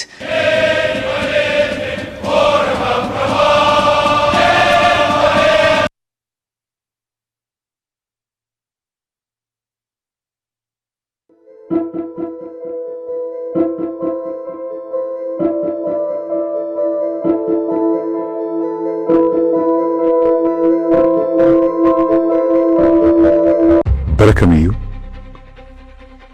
sirna gitarita irratti malee Itoophiyaatti qabsaa hin beeku. Imala ijaarsa Itoophiyaa waliin qabsoon uummanni Oromoo bilisummaa fi walqixxummaadhaaf taasisaa ture kuni wal simatamoo wal dhiita. Mootiin Bahara Nagaash bulchisuun Doorii jedhama Oromoodha. Eertiraa keessatti magaalaa guddoo tokko maqaan ishee Baarentuu jedhamti. Waa'ee Booranaaf Baarentuu maal beekuuf maqaa moggaasanii jijjiirama asitti gaaffileen uummanni Oromoo qabatee ittiin qabsaa'aa ture kamtu deemu. Bita mirga fuuldura duuba ilaaluun barbaachisaa miti. Oromoon guutummaatti bilisoomeera. Period. Egaa gaaffiin qabsoo Oromoo kun deebii argachaa jiraate maddi rakkoo nageenyaa Oromiyaa kun maalidha? Kaayyoo ganamaa jennee walabummaa inni meecaaftu lamaa taanaan ganamni keenya waa'ee walabummaa jirreen kaasa. Daangaa amma jiru kana kan sarare tokko gobanaa Daacheeti. Waliigaltee Pretoria kana ifatti diiguudhaan waraanaa fi of qopheessaa jira. Namoonni kaleessa nuti mana hidhaa keessaa baasnitu bosona galee warra kaleessa hidhe wajjiniin hariiroo uummatee qabsaa jira. Maaliif harkifate? Maaliif galma godhadha? Kan biraa dhiisii hoomaa waraanaa biyyoolessaa lachiin jiru guutummaatti of bulchu maal barbaacha jettee gaaffii dhugaa hin qaban. Dhuguma uummanni Oromoo abbaa dabareetti tammaarachaa jiramoo waan isaaf maluun arganne moo kamitti ilaaltu suni waan kana? Kan ofii qabateetu kan keemmoo kan waliiniiti waliin qooddachuu qabna qofaa kee murteessuu hin dandeessu jedha. Kun walqixxummaa jibburraa kan maddudha. Mariin abaa'uu shanii wajjin taasifamaa ture jira. Maalirra ga'e? Oromoon Itoophiyaadha. Itoophiyaan Itoophiyaa irraan fottoqu. Turtii muummichi ministeeraa Dr. Abiy Ahmed dhimmoota siyaasaa, diinagdee fi hawaasummaa irratti Oromiyaa Broadcasting Network OBN waliin taasisan guyyaa dhiyootti nu eegaa.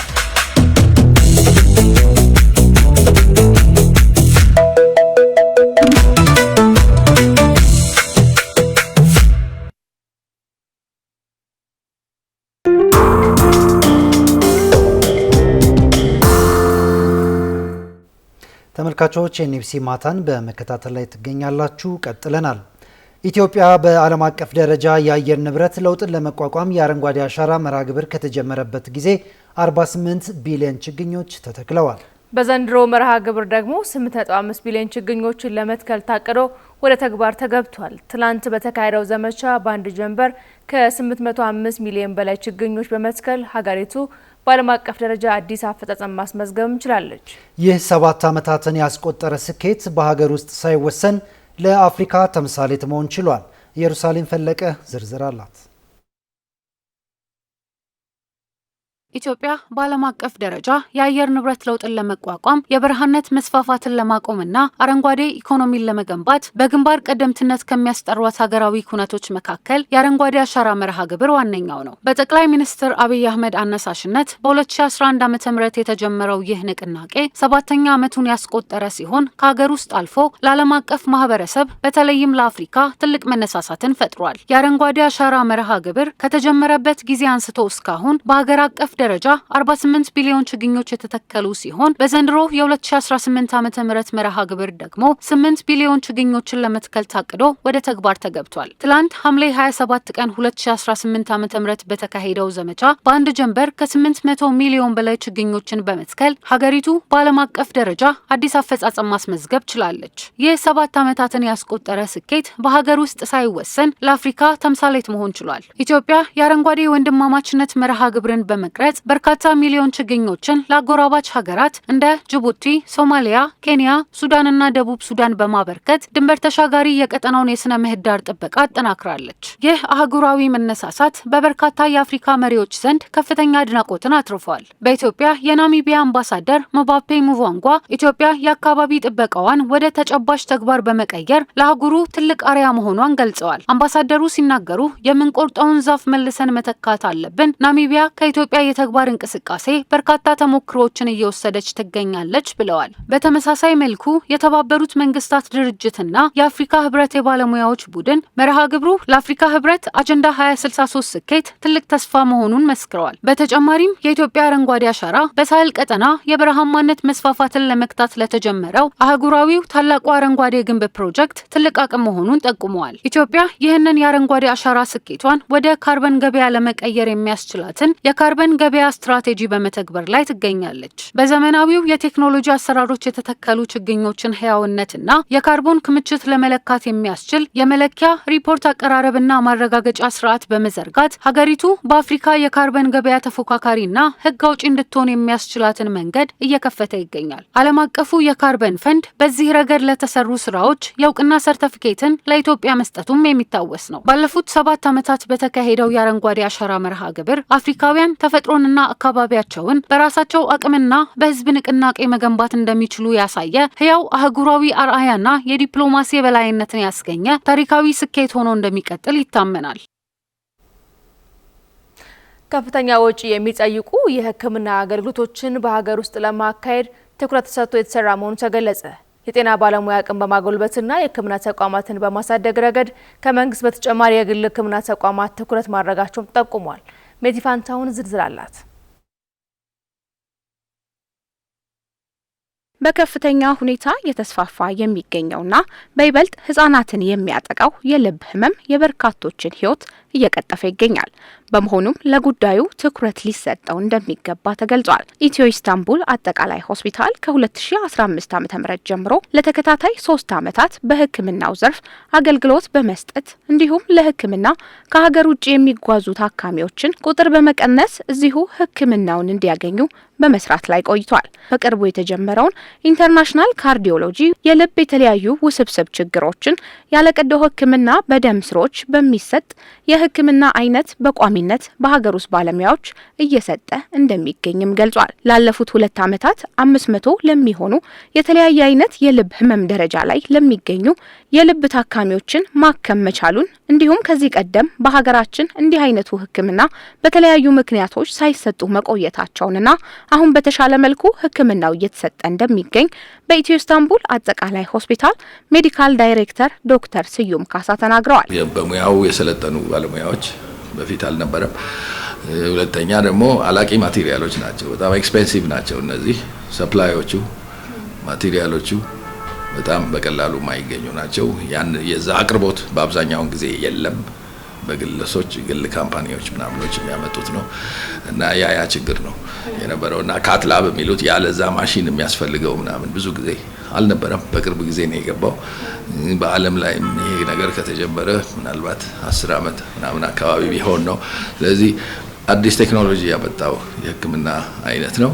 በብዙ ጉዳዮች እንግዲህ እኛ በአብዛኛውን በፊት ሲሰጥ የነበረው የህክምና አይነት የፕራይመሪ ሄልዝ ኬር ነው።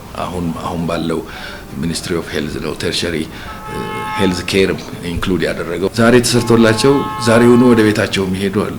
ዛሬ ተሰርቶላቸው ነገ ስለዚህ ውጤቱ ድራማቲክ ነው እና በጣም ኮምፕሊኬት በርግጥ ሁሉም ኬዝ አንድ አይደለም። አንዳንድ ኮምፕሊኬትድ የሆኑት 2-3 ቀን 4 ቀን 5 ቀን ሊተኙ ይችላሉ እና ህብረተሰቡ በጣም ነው የተቀበለው ያለው በጣም በደስታ ነው። አይደለም የኛ ህብረተሰብ የውጭ ሀገር ዜጎች ሁሉ እየመጡ እየታከሙ ነው። የሚሰጡትን የህክምና አገልግሎቶች ለመከታተል አቅማቸው ላልፈቀደ ነፃ የህክምና አገልግሎት የሚሰጥበት አግባብ እንዳለም በሆስፒታሉ ቺፍ ኦፕሬሽን ዳይሬክተር ዶክተር መለሰ ገበየው ገልጸዋል። መክፈል ያልቻሉ ሰዎች ለህክምና ከገቡ በኋላ በተለይ አንዳንድ ከፍ ያለ ላቅ ያለ ኮምፕሊኬት የሚያደርጉ ህክምናዎች ሲሆኑ ደግሞ የቆይታ ጊዜያቸው ረዘም በሚልበት ጊዜ ማች በማድረግ ቅናሽ በማድረግ ያከመ የሚገኝ ተቋም ነው። ባለፉት 3 አመታት ሆስፒታላችን ለ114 ታካሚዎች ነፃ የልብ ቀዶ ህክምና አገልግሎት ሰጥቷል። ለተለያዩ የህክምና አይነቶች ከውጭ ሀገራት የመጡ አገልግሎቱን የሚሰጡ ባለሙያዎችን ወረፋ ይዞ የመጠበቅ እንዲሁም ከሀገር ውጪ በመሄድ ህክምናውን የማግኘት ልምድ ያለን ቢሆንም አብዛኞቹን የህክምና አይነቶች እዚሁ ሀገር ውስጥ ያሉ የህክምና ተቋማትና ባለሙያዎች መስጠት የሚችሉበት አቅም ላይ መሆናቸውም ተገልጿል። ሀገራችን ውስጥ ያለው ህክምና ሀገራችን ውስጥ ያለው ባለሙያ ብዙ ነገሮችን እየሰራ ከቴክኖሎጂ ጋር ያደገ ያለ ነው። ሆስፒታሉን በዚህ በጣም እየደገፈን ነው። ስለዚህ ከነኛ አመቶች ውስጥ አብዛኞቹ በኤመርጀንሲ የደም ስር ህክምናዎች አሉ።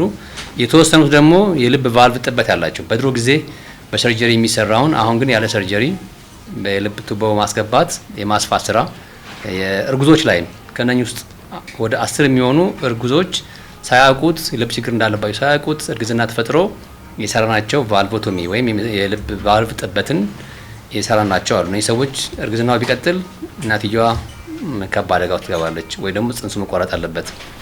ይሄ ትልቅ ህክምና ነው። የፔስ ሜከር፣ አይሲዲ፣ ሲአርቲ ለምሳሌ ሐሙስ ምን ሰራው ፔሽንት አለ ሲአርቲዲ በጣም አድቫንስድ የሆነ የልብ ህክምና ነው። እነኚህ ነገሮች ሁሉ እዚሁ እንግዲህ አገራችን ይሰራን ነውና ጥቂቶች ናቸው እዚህ ማይሰሩት ማለት ይቻላል። የእግር ደም ስር ጥበት እዚሁ ሰርተንላቸዋል። የዳያሊሲስ በተመለከተ አገራችን ላይ ብዙ ነገር ይሰራል እየሰራን ነው።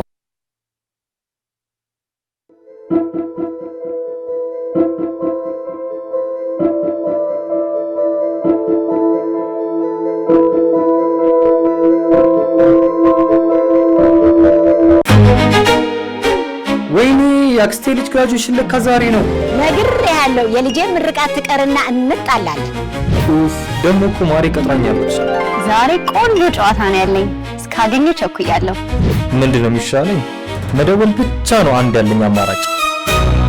ሁለቱም ለካ ቴሌ ያላቸው። ቴሌፓኬጅ ከሳፋሪኮም ወደ ቴሌ የሚያስደውል ጥቅል። ብራዘር ትፈልጊያለሽ? አዎ እፈልጋለሁ።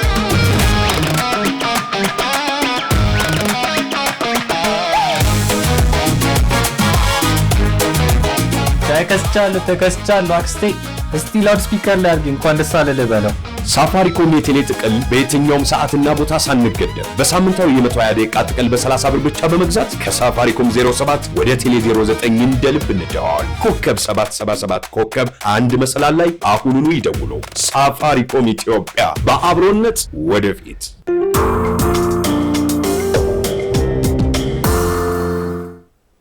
ክቡራን ተመልካቾች የኤንቢሲ ማታ እንደቀጠለ ነው። ከቴሌቪዥን ባሻገር በተለያዩ የማህበራዊ ሚዲያ አማራጮች ልትከታተሉን ትችላላችሁ። በመቀጠል ሀገራዊና ዓለም አቀፍ የቢዝነስ መረጃዎች ወደ እናንተ ይደርሳሉ። መልካም ቆይታ። ጤና ይስጥልን እንደምን ቆይታችኋል ተመልካቾች። የቢዝነስ መረጃዎችን ወደ እናንተ የምናደርስበት ሰዓት ላይ ደርሰናል። መረጃዎቹን አዘጋጅቼ የማቀርብላችሁ የአብስራ ብርሃኑ ነኝ። የሀገር ውስጥ አጫጭር መረጃዎችን በማስቀደም እንጀምራለን። የኢትዮጵያ የቡና ምርት ባለፉት 5 ዓመታት ውስጥ በ3 እጥፍ እድገት ማስመዝገቡን የኢትዮጵያ ቡናና ሻይ ባለስልጣን አስታወቀ።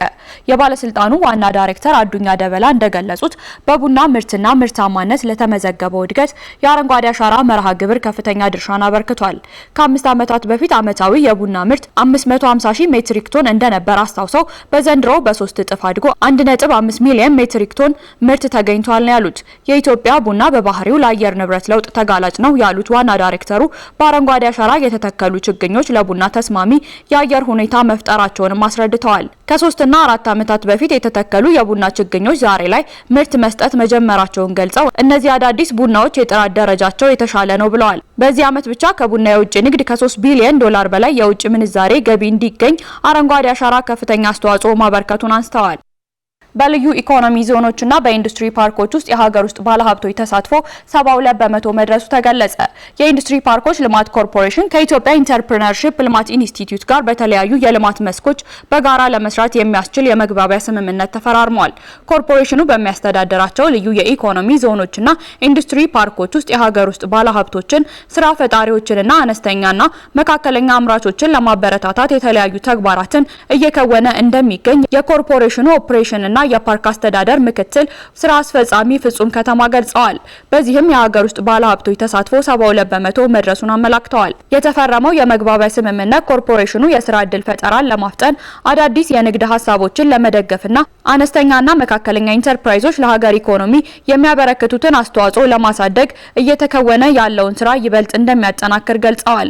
ከኢንስቲትዩቱ ጋር በትብብር መስራት ተጨባጭ ውጤቶችን ለማስመዝገብ እንደሚያግዝም ጠቁመዋል። በሌላ በኩል የኢትዮጵያ ኢንተርፕረነርሺፕ ልማት ኢንስቲትዩት ዋና ስራ አስፈጻሚ ዶክተር ሀሰን ሁሴን ኢንስቲትዩቱ አዳዲስ የስራ ፈጠራ ሀሳቦችን ወደ ትግበራ እንዲሸጋገሩና አነስተኛና መካከለኛ አምራቾች እንዲጠናከሩ በማስቻል ላይ እንደሚሰራ ገልጸዋል። ከውጭ ምንጮች ወዳገኘናቸው አጫጭር መረጃ ተሻገረን። የዓለም የነዳጅ ዋጋ በ5 በመቶ ቅናሽ በማሳየት ባለፉት 3 ሳምንታት ውስጥ ዝቅተኛ ደረጃ ላይ ደርሷል። በመካከለኛው ምስራቅ ሁኔታ ላይ የተመሰረተው የነዳጅ ዋጋ የኳታርና የአሜሪካው የገንዘብ ሚኒስትር ስኮት ቤንሰንት በሰጡት አስተያየት በመካከለኛው ምስራቅ ያለው ግጭት በዲፕሎማሲያዊ መንገድ ሊፈታ ይችላል የሚል ተስፋ መፍጠሩን ተከትሎ ነው ቅናሽ ያስመዘገበው። ይህ ስምምነት በሆርሙዝ ባህር ሰርጥ በኩል የሚደረገውን የነዳጅ ዝውውር ያሻሽላል ተብሎ ይጠበቃል። የብሬንተን ነዳጅ ዋጋ በ4.72 በመቶ ቀንሶ በአንድ በርሜል $79 ከ82 ሳንቲም ሆኗል። ቀደም ብሎ በነበረው ግብይት እስከ $86 ከ33 ሳንቲም ደርሶ የነበረ ቢሆንም በሂደት ግን እስከ $79 ከ73 ሳንቲም ወይም በ5 በመቶ ገደማ ቀንሶ ታይቷል። የአሜሪካው ዌስት ቴክሳስ ኢንተርሚዲየት ነዳጅ ደግሞ በ$4 ከ32 ሳንቲም ወይም በ5.3 በመቶ በመቀነስ በአንድ በርሜል $76 ገብቷል። ይህም ቀደም ብሎ እስከ $82 ደርሶ ከነበረበት ዋጋ የወረደ ነው። የጋና ፓርላማ የካካኦ አምራች ገበሬዎች ከመንግስት ፍቃድ ውጪ እርሻቸውን ለሌላ አገልግሎት ከቀየሩ እስከ 20 ዓመት የሚደርስ ጽኑ እስራት እንዲቀጡ የሚደነግግ ሕግን አጸደቀ። አዲሱ ሕግ ለሁሉም የካካኦ እርሻዎች የተጠበቀ ይዞታ የሚሰጥ ሲሆን ያለ ባለስልጣናት ፍቃድ የእርሻ ቦታውን ለሌላ ዓላማ መጠቀም በወንጀል የሚያስጠይቅ ይሆናል። ነገር ግን ሕጉ በገበሬዎች ዘንድ ከፍተኛ ተቃውሞ መቀስቀሱ ተገልጿል። በምዕራብ አፍሪካ በመቶ ሺዎች የሚቆጠሩ አርሶ አደሮች ኑሯቸውን በካካኦ እርሻ ላይ የተመሰረተ ሲሆን በአይቬሪ ኮስትም የካካኦ ምርት የውጭ ንግድ ከሀገሪቱ አጠቃላይ የውጭ ምንዛሬ ገቢ 40 በመቶ የሚሸፍን ሲሆን በጋና ደግሞ 15 በመቶ ገደማ ይደርሳል። አርሶ አደሮችን በዓለም አቀፍ ገበያ ከሚከሰተው የዋጋ መዋዠቅ ለመጠበቅ ሲባል የመንግስት ተቆጣጣሪዎች በእያንዳንዱ የዘር ወቅት መጀመሪያ ላይ ቋሚ ዋጋ የሚወስኑ ይሆናል። አብዛኛው ምርት የሚሸጠውም በመንግስት ፍቃድ ባላቸው አካላት በኩል ነው። በዝርዝር ወደምንመለከተው ጉዳይ ተሻገረን። 25 የአሜሪካ ግዛቶች በዶናልድ ትራምፕ አስተዳደር ላይ ክስ መመስረታቸው ተገለጸ። ክሱ የቀረበው አስተዳደሩ በ60 ሀገራት ላይ ከ10 እስከ 12.5 በመቶ የሚደርስ አዲስ የታሪፍ ጭማሪ መጣሉን ተከትሎ ነው። ሀና ደሴ ተጨማሪ አላት። አሜሪካ በበርካታ ሀገራትና የንግድ አጋሮቿ ላይ ከፍተኛ የታሪፍ ጭማሪ እየጣለች ትገኛለች። በዚህም 25 የአሜሪካ ግዛቶች በዶናልድ ትራምፕ አስተዳደር ላይ አዲስ የህግ ክስ መመስረታቸው ተገልጿል። ክሱ የቀረበው አስተዳደሩ በ60 ሀገራት ላይ ከ10% እስከ 12.5% የሚደርስ አዲስ የታሪፍ ጭማሪ መጣሉን ተከትሎ ነው። የትራምፕ አስተዳደር እነዚህን ታሪፎች የጣለው እንደ እንግሊዝ፣ ቻይናና የአውሮፓ ህብረት ያሉ የንግድ አጋሮች በግዳጅ ስራ ላይ ተገቢውን እርምጃ አልወሰዱም በሚል ምክንያት እንደሆነ ተገልጿል። በዲሞክራቲክ ፓርቲ የሚመሩ ግዛቶች በህግ ሰነዳቸው ላይ የትራምፕ ውሳኔ በዘፈቀደ የሚደረግና ግልፍተኛ እንዲሁም ህግን የጣሰ ነው ሲሉ እየሞገቱ ይገኛሉ። ለተሰነዘረው የህግ ክስ ምላሽ የሰጡት የዋይት ሀውስ ቃል አቀባይ ጉሽ ደሳይ የአሜሪካን የንግድ ተቋማትና ኩባንያዎችን የሚጎዱ ኢፍትሐዊ አሰራሮችን ለመመከት ህጋዊ ስልጣኗን እየተጠቀመች ነው ብለዋል። በሐምሌ ወር ወደ ስራ የገቡት እነዚህ አዳዲስ ታሪፎች በ1974 የንግድ የንግድ ህግ አንቀጽ 301 መሰረት የተጣሉ ሲሆኑ ወደ አሜሪካ ከሚገቡት ምርቶች 99.4% የሚሆኑትን የሚሸፍኑ መሆናቸውን የሀገሪቱ የንግድ ተወካይ ቢሮ ገልጿል። ፕሬዝዳንት ዶናልድ ትራምፕ ሌሎች ሀገራት መወጣት ያለባቸውን ኃላፊነት አልተወጡም በማለት እንደ ቅጣት የጣሏቸውን ታሪፎች ምክንያት በማድረግ ታሪፉ ስራ ላይ እንዲውል እየሞከረ ነው ሲሉ ክስ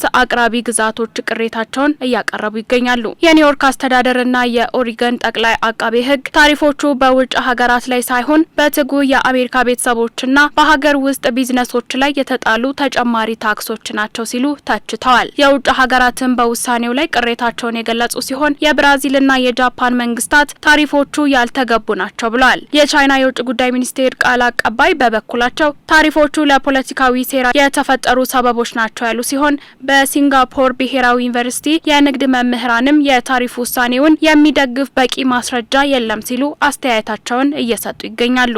ይህ ህጋዊ ፍልሚያ ዶናልድ ትራምፕ ወደ ነጩ ቤተ መንግስት ከተመለሱ ወዲህ ይፋ ካደረጓቸው በርካታ የንግድ ፖሊሲዎች ውስጥ የቅርብ ጊዜው ነው። ባለፈው ዓመት ፕሬዝዳንት ዶናልድ ትራምፕ የነጻነት ቀን በሚል ስያሜ በሀገሪቱ የንግድ አጋሮች ላይ የጣሏቸው በርካታ ታሪፎች በአሜሪካ ጠቅላይ ፍርድ ቤት ህገ ወጥ ተብለው ውድቅ መደረጋቸው ይታወሳል። የጠቅላይ ፍርድ ቤቱ ውሳኔ አስተዳደሩ ቀረጥ የከፈሉ ኩባንያዎችን በ10 ቢሊዮን ዶላር የሚቆጠር ገንዘብ ተመላሽ እንዲያደርግ ያስገደደ ነበር። የኒውዮርክ አስተዳደር ይህንን ውሳኔ በማስታወስ ጠቅላይ ፍርድ ቤቱ ይህንን አስተዳደር ህግን በመጣስ ሰፊ ታሪፎችን መጫን እንደማይችል ግልጽ አድርጎታል ብለዋል። በፍርድ ቤቱ ውሳኔ የተጣለው ጊዜያዊ የ10% አጠቃላይ የታሪፍ ማዕቀብ ማብቃቱን ተከትሎ አዲሱ የቀረጥ ማዕቀብ ተተክቷል። ከዚህም በተጨማሪ አሁን ላይ አሜሪካ በ16 ሀገራት ላይ ተጨማሪ ምርመራዎችን እያደረገች በመሆኗ ወደፊት ሌሎች ተጨማሪ ታሪፎች ሊከተሉ እንደሚችሉ ተጠቁሟል።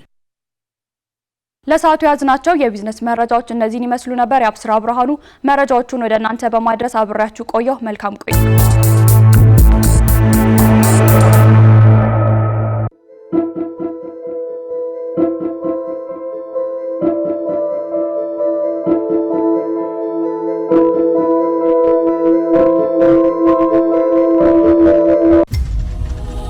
ልዩ ብቃቴ ምን እንደሆነ ታውቃላችሁ? አይምሮዬ የትኛውንም የጥርጣሬ ግድግዳ አልፎ ማየት ይችላል። ይህን የብድር ተቋም ሰራተኛ ተመልከቱ። ለተበዳሪው ፈገግ ይበል እንጂ ጭንቅላቱ ግን በጥርጣሬ ተወጥሯል። አሁን የሁሉ ገንዘብ በብድር ሰጥቼው ነገ ስልኩን አጥፍቶ ቢሰወርና ባለዕዳ ቢያረገኝ እሷን ደግሞ ተመልከቷት። የኪራይ ውል ወረቀቷን አዘጋጅታለች። ነገር ግን አይምሮዋ በፍርሃት ተሞልቷል። በዚህ በማያስተማመን ጊዜ የሰጠኝ መታወቂያ ላይ የተጻፈው ስም የእሱ ትክክለኛ ማንነት ባይሆንስ? ንብረቴ ቀልጦ ሊቀር። አሁን ተራዬ ነው።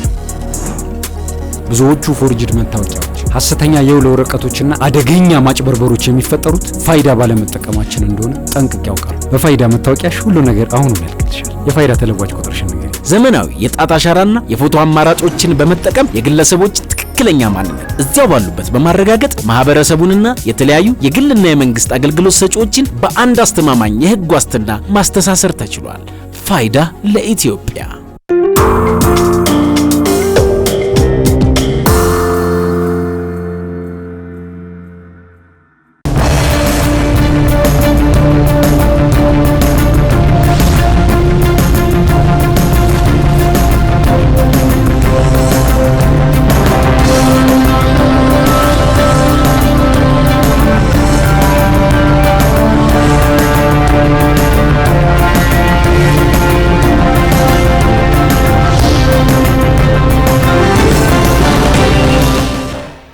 ክቡራን ተመልካቾች እንደምን አመሻችሁ። ከምሽቱ 2 ሰዓት ሆኗል። የምትገኙት ደግሞ ኤንቢሲ ማታ ላይ ነው።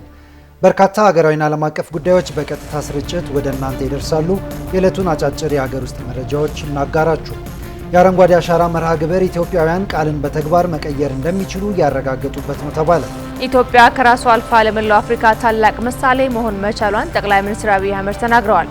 ተስፋ እንትከል በሚል መሪ ቃል የተካሄደው ችግኝ ተከላ ተስፋ ሰጪ ተግባር መሆኑን የገለጹት ይህ ታሪካዊ ድል የዛሬ ስኬት ብቻ ሳይሆን ሀገራችን ኢትዮጵያ ለተከታታይ 8 ዓመታት በአረንጓዴ አሻራ መርሃ ግብር ያቀደችውን ግብ ያለምንም መጓደል በተግባር እያሳካች መሆኗን በድጋሚ ያረጋገጠ ነው ብለዋል።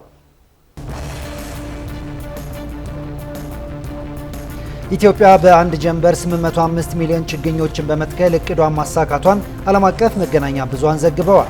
የዓለም አቀፍ መገናኛ ብዙሃን ኢትዮጵያ የአየር ንብረት ለውጥን ለመከላከልና የአረንጓዴ ሽፋን ለማሳደግ አረንጓዴ አሻራን እየተገበረች ነው ብለዋል። በ8ኛው የአረንጓዴ አሻራ መርሃ ግብር ሐምሌ 27 2018 ዓ.ም በአንድ ጀንበር 805 ሚሊዮን ችግኞችን በመትከል ታሪክ መስራቷን ገልጸዋል። ሲጂቲኤን፣ ኦል አፍሪካ፣ ኢስላማባድ ፖስት እና ሌሎች ዓለም አቀፍ መገናኛ ብዙሃን ለጉዳዩ ትኩረት በመስጠት ኢትዮጵያውያን ሀገራቸውን አረንጓዴ ለማልበስ ያደረጉትን ጥረት በማድነቅ ጉዳዩን ዘግበውታል።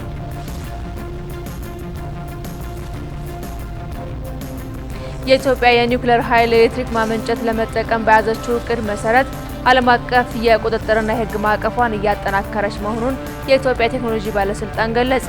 የባለስልጣኑ ዋና ዳይሬክተር ሰለሞን ጌታቸው ኢትዮጵያ የኒውክሌር ኢነርጂን ለሰላማዊ ዓላማና ለኤሌክትሪክ ማመንጨት የመጠቀም ፍላጎቷን ለዓለም አቀፉ የአቶሚክ ኢነርጂ ኤጀንሲ በይፋ ካሳወቀች በኋላ የቁጥጥር ስርዓቱን ለማጠናከር ሰፊ ስራዎች መከናወናቸውን ገልጸዋል። በዚህ ሂደት ውስጥ የሰው ኃይል አቅም ግንባታ፣ የህግና ቁጥጥር ማዕቀፎች ዝግጅት፣ የፈቃድ አሰጣጥ እንዲሁም የኢንስፔክሽንና የህግ ማስከበር ስርዓቶች በዓለም አቀፍ መስፈርቶች መሰረት እየተገነቡ ይገኛሉ ብለዋል።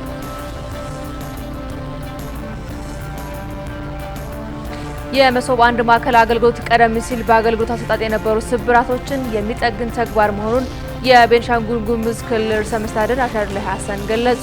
በክልሉ ሶስተኛ የሆነው የባምባሲ መሶብ የአንድ ማዕከል አገልግሎት ወደ ስራ መግባቱ የተገለጸ ሲሆን ማዕከሉ 4 የከተማና 3 የፌዴራል በድምሩ በ7 ተቋማት የሚሰጡ 36 አገልግሎቶችን ይዞ ወደ ስራ መግባቱ ተነስቷል።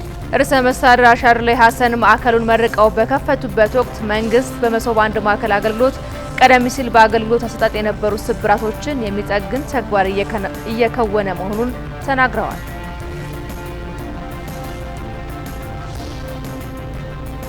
የሀገር መከላከያ ሰራዊት ኢትዮጵያን በደሙና በአጥንቱ አጽንቶ ማቆየት መቻሉን ከጣቢያችን ሀገር አቀፍ ፕሮግራም ጋር ቆይታ ያደረጉት የመከላከያ ሰራዊት የክብር አባል ገለጹ። የኢትዮጵያ ዘመናት ጠላቶች ከሀገር ውስጥ ባንዳዎች ጋር በማበር የኢትዮጵያን ሕልውና ለማጥፋት በርካታ ስራዎች ሲሰሩ መቆየታቸውን በማስታወስ ሀገር ልዕልናዋን ጠብቃ እንድትቆይ ሰራዊቱ ከፍተኛ መስዋዕትነት እየከፈለ ነው ብለዋል።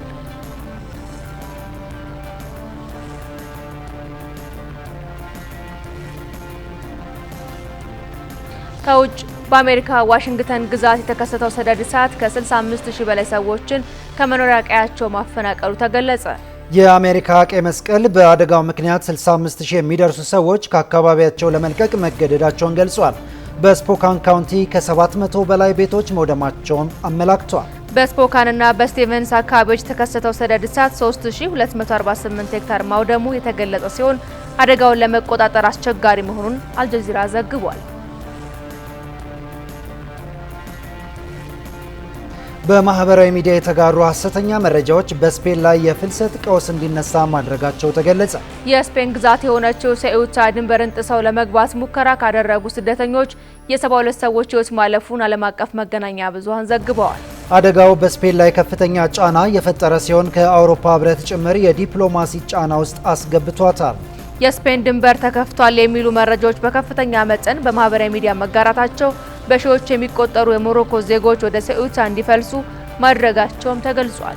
በርካታ ስደተኞች ድንበሩን ተሻግረው ወደ ስፔን መግባት እንደሚችሉ የነገሯቸው ህገወጥ የሰዎች አዘዋዋሪዎች እንዳልሆኑ የገለጹት ስደተኞቹ ድንበሩን እየተከፈተ መሆኑን የሚጠቁሙ የኢንስታግራም ልጥፎች በመመልከት ጉዞ መጀመራቸውን ተናግረዋል።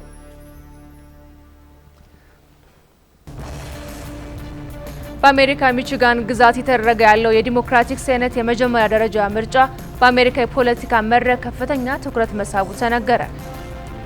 ፕሬዚዳንት ዶናልድ ትራምፕ ኢራን ትደራደር አሊያም ሙሉ ለሙሉ እጅ ትስጥ በሚል አስጠነቀቁ። ኢራን ከአሜሪካ ጋር ከመደራደር ይልቅ ወደ ኦማን በሆርሙዝ ሰርጥ ጉዳይ ላይ ትኩረት አድርጋለች በሚልም ሀሳቦች እየተጋሩ ነው። ፕሬዚዳንት ዶናልድ ትራምፕ ከፍተኛ አጣብቂኝ ውስጥ መግባታቸውም ተነግሯል። የኢራን አብዮታዊ ዘብ ኃይል አሜሪካ ለምትሰነዝረው ጥቃት አጸፋዊ ምላሽ እንደሚሰጥም ዝቷል። የዩክሬን የሰው አልባ አውሮፕላኖች አድርሰውታል በተባለ ጥቃት የ7 ሰዎች ሕይወት ሲያልፍ ከ40 በላይ መቁሰላቸውን ሩሲያ አስታወቀች።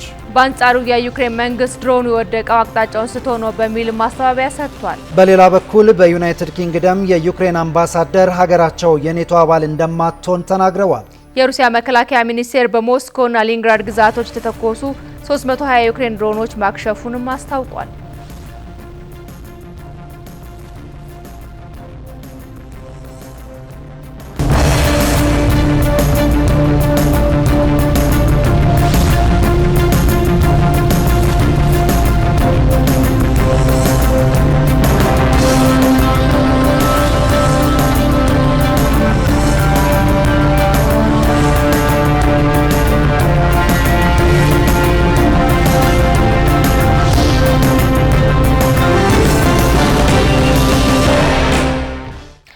ክቡራን ተመልካቾች ወደ ሌላኛው በዝርዝር የምንመለከተው ጉዳይ ተሻገርን።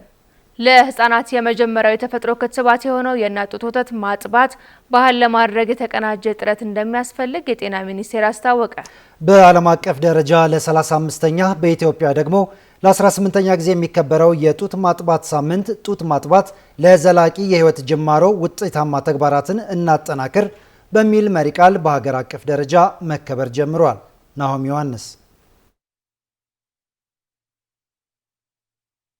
የእናት ጡት ወተት ለህፃናት የመጀመሪያ የተፈጥሮ ክትባት መሆኑ ይገለጻል። ሂደቱ ከህፃናት ባለፈ ለእናቶች ጤናም አበርክቶቱ የላቀ መሆኑ ይታመናል። ጡት ማጥባት ለዘላቂ የህይወት ጅማሮ ውጤታማ ተግባራትን እናጠናክር በሚል መሪ ሀሳብ በዓለም አቀፍ ደረጃ ለ35ኛ ጊዜ በኢትዮጵያ ደግሞ ለ18ኛ ጊዜ የሚከበረው የጡት ማጥባት ሳምንት ከሐምሌ 25 እስከ ነሐሴ 1 ቀን ድረስ እየተከበረ ይገኛል። ይህ ሰፊ ማህበራዊ ፋይዳ ያለው ሁነት በአዲስ አበባ የተለያዩ የጤና ተቋማት ላይም እየተከበረ ይገኛል። በቂርቆስ ጤና ጣቢያ የተገኙት የጤና ሚኒስትር ዴኤታ ዶክተር ደረጀ ዱጉማ የእናት ጡት ወተት ለህፃናት የመጀመሪያው የተፈጥሮ ክትባት መሆኑን በመግለጽ ጡት ማጥባት ለህፃናት ብቻ ሳይሆን ለእናቶችም ጤና አበርክቶቱ የጎላ መሆኑን አስረድተዋል። የእናት ጡት ለልጅ ብቻ አይደለም ጥቅሙ፣ ለእናቶችም ጭምር ጥቅም አለው። እናቶችም ድህረ ወሊድ ጊዜያቸው ጤናማ መልካም እንዲሆን ከፍተኛ እገዛ ያደርጋል። የእናቶች ከወሊድ በኋላ የደም መፍሰስን ምጣኔ በእጅጉ የሚቀንስና የሚጠቅማቸው ነው። ያ ብቻም ሳይሆን ከተለያዩ በሽታዎችም ጭምር ይከላከላል። በእናትና በህፃን መካከል ያለውን መስተጋብር በእጅጉ የሚያሻሽል የሚያገናኝም ነው። ከዛም አልፎ ደግሞ የአእምሮ ጤና ላይ በተለይ ለእናቶች ከፍተኛ የሆነ ጥቅም አለው። ጡት ማጥባት የህፃናትንና የእናቶችን ጤና ከመጠበቅ ባሻገር ማህበራዊና ኢኮኖሚያዊ ፋይዳውም ከፍተኛ መሆኑ ተጠቁሟል። ለምታውቁት እነዚህ ፎርሙላ ወተት የሚባሉት በርካታ ወጪ የሚጠይቁ በሀገር ላይ በማህበረሰብ ላይ በቤተሰብ ላይ ጫና የሚያመጡ ናቸው። አብዛኛው ደግሞ ውጭ ላይ ተመርተው የሚገቡ ስለሆነ በመንገድ ላይ ረዘም ያለ ጊዜ ሊቆዩ ይችላሉ። የተለያዩ ችግሮችም ሊያጋጥማቸው ስለሚችል የኢኮኖሚ ጫናው ቀላል አይደለም። ከዛ ጋር ተያይዞ የሚመጡ በርከት ያሉ በሽታዎችም አሉ። እንደምታውቁት የፎርሙላ ወተት የሚጠቀሙ ህጻናት ለብዙ ህመሞች ይጋለጣሉ። እነዚህ ደግሞ ራሳቸው የጤና ወጪ ስላላቸው የጤና ወጪ በመቀነስ ኢኮኖሚያዊ ጠቀሜታም አለው። ከዛም አልፎ ደግሞ ማህበረሰቡ እናቶች የስራ ጫና እንዳይበዛባቸው ያደርጋል። የእናት ጡት ማጥባት እንደ ኢትዮጵያ የስነ ህዝብ ጤና ዳሰሳ ጥናት በኢትዮጵያ ህጻናት እንደተወለዱ በአንድ ሰዓት ውስጥ ጡት ማጥባት የሚጀምሩ እናቶች 73 በመቶ ሲሆኑ እስከ 6 ወራቸው የእናት ጡት ብቻ የሚያገኙ ህጻናት ደግሞ 57 በመቶ ብቻ መሆናቸው ያመለክታል። ይህም ሀገሪቱ ካስቀመጠችው ግብ አንጻር ዝቅተኛ በመሆኑ ህብረተሰቡ ከቃል ወደ ተግባር በመሸጋገር ጡት ማጥባትን እንደ ባህል ሊያዳብር እንደሚገባ ተጠቁሟል። እንደ ሀገር ካስቀመጥ ነው የእናቶችና ህጻናትን ሞት እንቀንሳለን ብለን ካስቀምጥናቸው ግቦች ጋር ስናሳይ ትንሽ ዝቅ ብሏል። ስለዚህ አዲስ ባህል መገንባት አለብን። እንግዲህ እንደ መንግስትም ከቃል ወደ ባህል መምጣት አለብን ብለን እየሰራን ያለ ነው። በየጊዜው በመድረክ ከምንለው ከምንነጋገረው ቃል ኪዳን ከምንገባው ወደ ተግባር መምጣት መቻል አለብን። ጡት ማጥባት ለእናቶችና ለህፃናት ካለው ፋይዳ አንጻር መንግስት ምቹ ፖሊሲዎችን በመቅረጽ ተፈጻሚ እያደረገ እንደሚገኝ ሲጠቆም የሰለጠኑ የጤና ባለሙያዎችን በማሰማራትና ለእናቶች ምቹ የስራ ከባቢ በመፍጠር ጅምር አበረታች ውጤት መኖራቸውም ተመላክቷል። ለእናቶች ተስማሚ የስራ ቦታን በመፍጠር በየመስሪያ ቤቱ የህፃናት ማቆያ የጡት ማጥቢያ ቦታዎችን በማመቻቸት ብዙ ስራዎች ተሰርተዋል። ዓለም አቀፉ የህፃናት ድርጅት ዩኒሴፍ ኢትዮጵያ የብሔራዊ የስነ ምግብ ግቦቿንና የዘላቂ ልማት ግቦቿን እንድታሳካ የሚያደርገውን የጋራ ጥረት አጠናክሮ እንደሚቀጥል አረጋግጧል። ዩኒሴፍ ኢትዮጵያ ብሔራዊ የስርዓተ ምግብ ግቦቿን የዘላቂ ልማት ግቦችን እንድታሳካ ለመደገፍ ቁርጠኛ ነው። እያንዳንዱ ህፃን የተሻለ ህይወት ጅማሮ እንዲያገኝ ያለንን ቁርጠኝነት እናድስ። ውጤታማነታቸው የተረጋገጠ አሰራሮችን በጋራ በማጠናከር ለእያንዳንዷ እናት፣ ለእያንዳንዱ ህፃንና ለኢትዮጵያ ቀጣዩ ትውልድ ጤናማና ዘላቂ ህይወት ጅማሮ እንፍጠር። የጡት ማጥባት ሳምንቱን ምክንያት በማድረግ በተለያዩ ክልሎችና ከተሞች የግንዛቤ ማስጨበጫ ንቅናቄዎች ይካሄዳሉ። እናቶች በቅድመ ወሊድ አገልግሎት ወቅትና በጤና ኤክስቴንሽን ሰራተኞች አማካኝነት በቂ የምክርና የድጋፍ አገልግሎት እንዲያገኙ እንደሚደረግም ተጠቁሟል። የጡት ማጥባት ጉዳይ የግለሰብ ምርጫ ብቻ ሳይሆን ማህበራዊና ኢኮኖሚያዊ ፋይዳው ከፍተኛ በመሆኑ መገናኛ ብዙሃን፣ የጤና ባለሙያዎችና መላው ህብረተሰብ እናቶችን የመደገፍ ኃላፊነታቸውን እንዲወጡ ጥሪ ቀርቧል።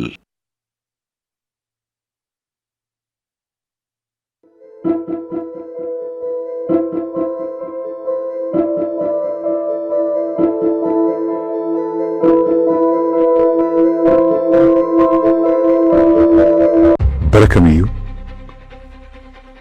ስርን ጊተሪታ ረትመለ ኢትዮጵያ ወጥቀውሳይም ቤኩ ኢመለ ጃስ ኢትዮጵያ ወሊን ቀብሶ ምን ኖርሞት ቢሱማ ፍርክቱም ማለፍታ ይሳኩ ትሬኩሊ ወልሲ መተሙ ወልኢት ሞቲን ባህር ነጋሽ ቡልቹሱን ዶሪ ደማ ኦሮሞ ኤርትራ ከሰት መጋሊ ጉዶ ተኩ መቃንሺ ባሬንቱ ያንቲ ዋይ ቦናፍ ባሬንቱ ማል ቤኩፍ መቃሞ ጋሰኒ ጅጅራማ ሲቲ ጋፍሌን ምን ኖርሞ ቀበቴቲን ቀብሳ ቱሬ ከምቱ ዴ ቤታ ምርግ ፉንድሮ ዱባ ኢላሉ በርባቺሳ ሚቲ ኦሮሞን ጉቱማት ብሊሶሜር ፔሪድ ኢገዳፊን ቀብሶ ኦሮሞ ኩን ዴቢ አርገቻ ጅራቴ መድ ረኮ ነገኛ ኦሮሚያ ኩን ማሪያይ ካዩ ገነማ የኔ ወለቡማ ነው ሜጫፍቱ ለማታ መንገረም ከኛ ዋይ ወለቡማ ጆረንካስ ዳንጋ አምጅሩ ከነቀን ሰረ ቶክ ጎበና ዳጀቲ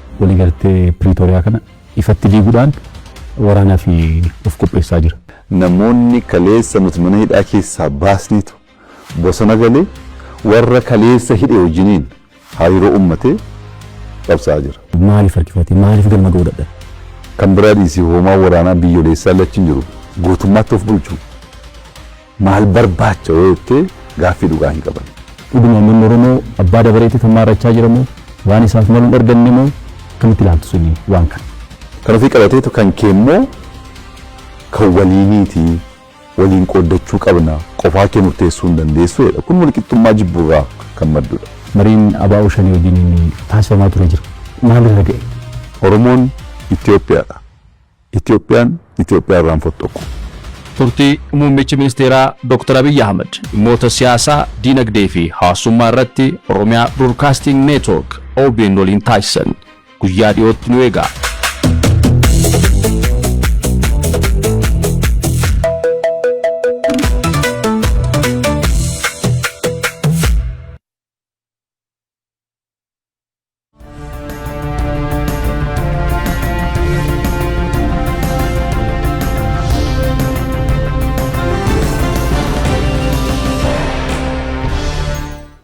ጤናን ይስጥልን እንዴት አመሻችሁ። የሐምሌ 28 የማክሰኞ ምሽት ስፖርታዊ ዜናዎች ከኤንቢሲ ኢትዮጵያ አሁን ወደ እናንተ መድረስ ይጀምራሉ። ከዜናዎቹ ጋር ካሳሁን ተስፋዬ ነኝ። የኢትዮጵያ ከ20 ዓመት በታች አትሌቲክስ ቡድን ኦሪገን ደረሰ። በ21ኛው የዓለም ከ20 ዓመት በታች አትሌቲክስ ሻምፒዮና የሚሳተፈው የኢትዮጵያ አትሌቲክስ ልዑክ ቡድን ውድድሩ የሚካሄድበት ስፍራ አሜሪካ ኦሪገን ደርሷል። በዘንድሮ የዓለም ሻምፒዮና ኢትዮጵያ በ5000 ሜትር፣ 3000 ሜትር፣ 1500 ሜትር እና በ800 ሜትር በሁለቱም ጾታዎች ትሳተፋለች። በተጨማሪም በ3000 ሜትር መሰናክልና በ400 ሜትር በሴቶች እንዲሁም በእርምጃ ውድድር ደግሞ በሁለቱም ጾታ የምትሳተፍ ይሆናል። ሻምፒዮናው በአሜሪካ ኦሪገን ግዛት ዩጂን ከተማ ከሐምሌ 29 ቀን እስከ ነሐሴ 3 ቀን 2018 ዓ.ም ይካሄዳል። ውድድሩ በዓለም አትሌቲክስ ታሪክ ታዋቂ በሆነው ሄዋርድ ፊልድ ስታዲየም የሚካሄድ ስለመሆኑ የኢትዮጵያ አትሌቲክስ ፌዴሬሽን መረጃ ያመለክታል።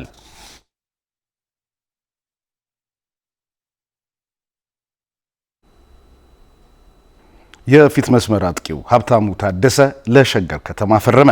ከሲዳማ ቡና ጋር የሊጉን ዋንጫ ማሳካት የቻለው ሀብታሙ ታደሰ ሸገር ከተማን ተቀላቅሏል። ከጉጂ ዞን ቡሌ ሆራ የእግር ኳስ ህይወቱን መነሻ ያደረገው ሀብታሙ ታደሰ በመቀጠል ለወልቂጤ ከተማ፣ ለሀዲያ ሆሳዕና፣ ለኢትዮጵያ ቡና፣ ለባህር ዳር ከተማና ያለፉትን 2 ዓመታት ከሲዳማ ቡና ጋር ቆይታ የነበረው የመስመር አጥቂ ወደ ሌላው የሊጉ ክለብ ሸገር ከተማ አምርቷል። በከፍተኛ ሊግ 2010 ዓ.ም ላይ ለወልቂጤ ከተማ ሲጫወት ድሬዳዋና ዝዋይ ባቱ ሜዳ ላይ በደርሶ መልስ በናሽናል ሲሜንት ክለብ ላይ 9 ጎሎችን ካስቆጠረ በኋላ በበርካታ ክለቦች አይን ውስጥ በመግባት ፕሪሚየር ሊጉን ከኢትዮጵያ ቡና ጋር መተዋወቅ እንደቻለ ይታወሳል።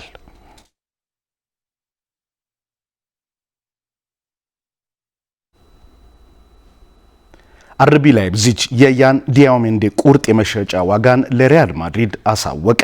አይቮሪኮስታዊው ኢንተርናሽናል በያዝነው የክረምት ዝውውር መስኮት የስፔኑን ታላቅ ክለብ ለመቀላቀል ከጫፍ መድረሱ ሲገለጽ መቆየቱ ይታወሳል።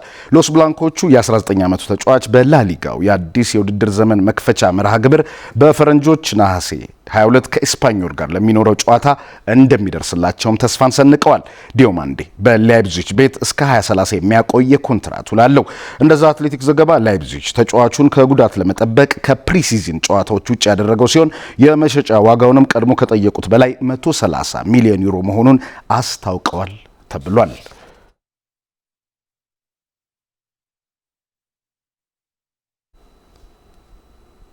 ባርሰሎና በፌራን ቶሬስ የክለቡ ቆይታ ዙሪያ ጥርጣሬ ውስጥ ገብቷል ተባለ። የካታሎኑ ክለብ ከስፔናዊው ኢንተርናሽናል ጋር ለቅድመ ውድድር ዘመን ዝግጅት ጨዋታዎች ሲመለስ በኮንትራቱ ማራዘሚያ ዙሪያ ለመነጋገር ተዘጋጅቷል ተብሏል። ቶሬስ በ26 ዓለም እግር ኳስ ዋንጫ ፍጻሜ አርጀንቲና ላይ ብቸኛውን የማሸነፊያ ጎል በማስቆጠር የሉዊስ ዴላ ፎንቴን ቡድን ለታላቁ መድረክ ዋንጫ ክብር ማብቃት መቻሉ ይታወሳል። የ26 ዓመቱ ቶሬስ ባሳለፍነው የውድድር ዓመት በሁሉም መድረክ ጨዋታዎች 21 ጎሎችን ማስቆጠር መቻሉም ይታወቃል። ቶሬስ በክለቡ ያለው የኮንትራቱ ቆይታ የ12 ወራት ዕድሜ ብቻ የቀረው ሲሆን ፓሪስ ሴን ጀርመን ዋነኛ ፈላጊ ክለቡ መሆኑ ደግሞ ይታወቃል።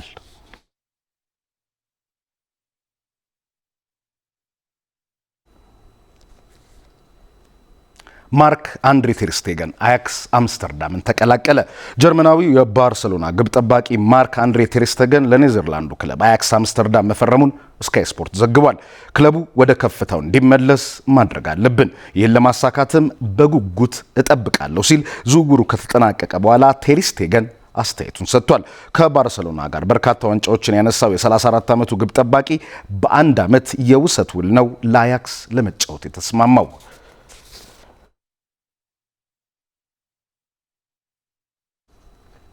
አሁን በዝርዝር ወደ እናንተ ወደምናደርሰው ጉዳይ እናልፋለን። የፊፋ ፕሬዝዳንት ጂያኒ ኢንፋንቲኖ የተቋሙን ውድድሮች በባለቤትነት አነስተኛ ድርሻ ለግል ኢንቨስትመንት ሽያጭ ማቅረባቸውን ተከትሎ ከስልጣናቸው እንዲለቁ ጫና በርትቶባቸዋል። ይህንን አስመልክቶ ሳምሶን አበበ ያዘጋጀው ዝርዝር አለ።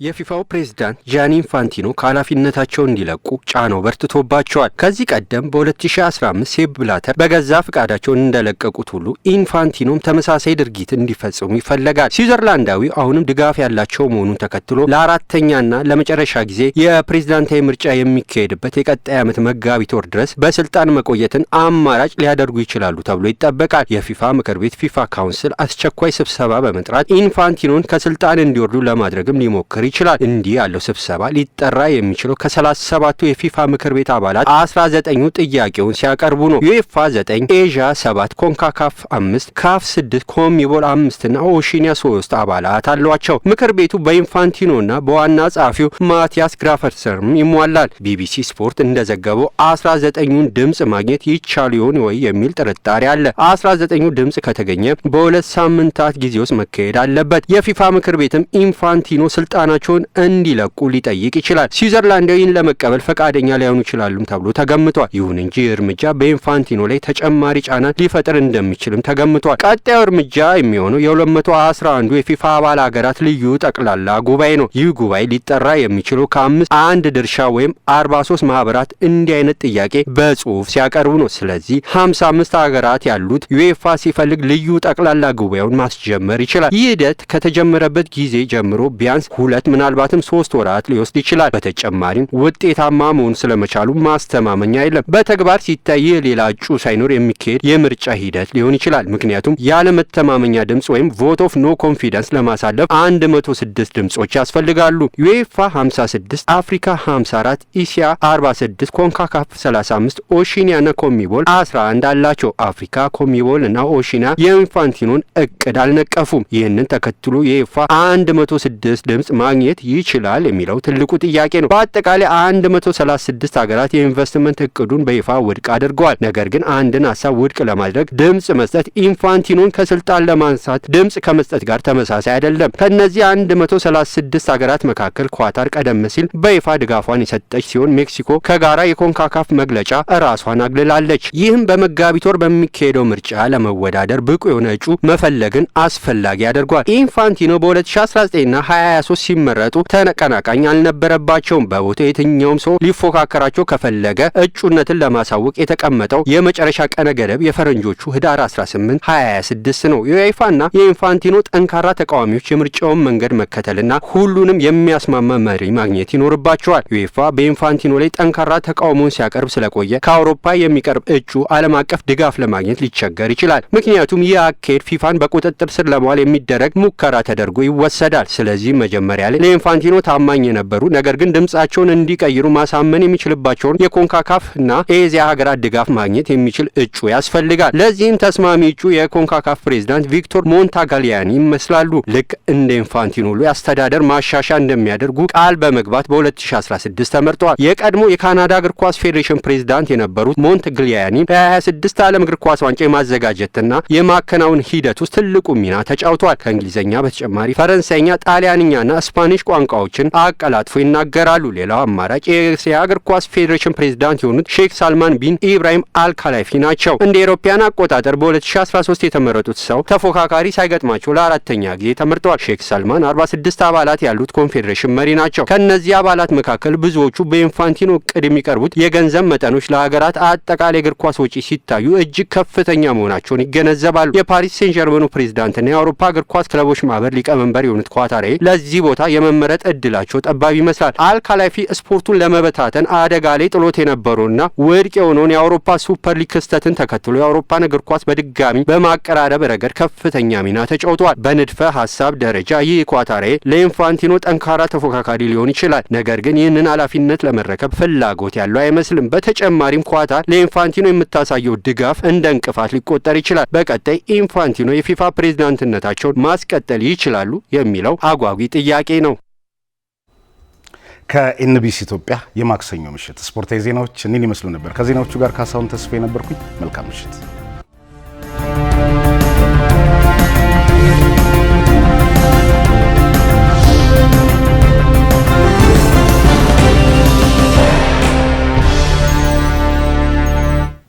ክቡራን ተመልካቾች ከምሽት 1 ሰዓት ጀምሮ በቀጥታ ስርጭት ወደ እናንተ ሲደርስ የቆየው የዕለቱ ኤንቢሲ ማታ የተከታተላችሁትን ይመስል ነበር። ሰላም ይልማና ቅዱስ ተስፋዬ ዜናዎቹን እየመራን አብረናችሁ አመሸን። ቀሪ ኤንቢሲ ፕሮግራሞች ወደ እናንተ ይደርሳሉ። መልካም ምሽት።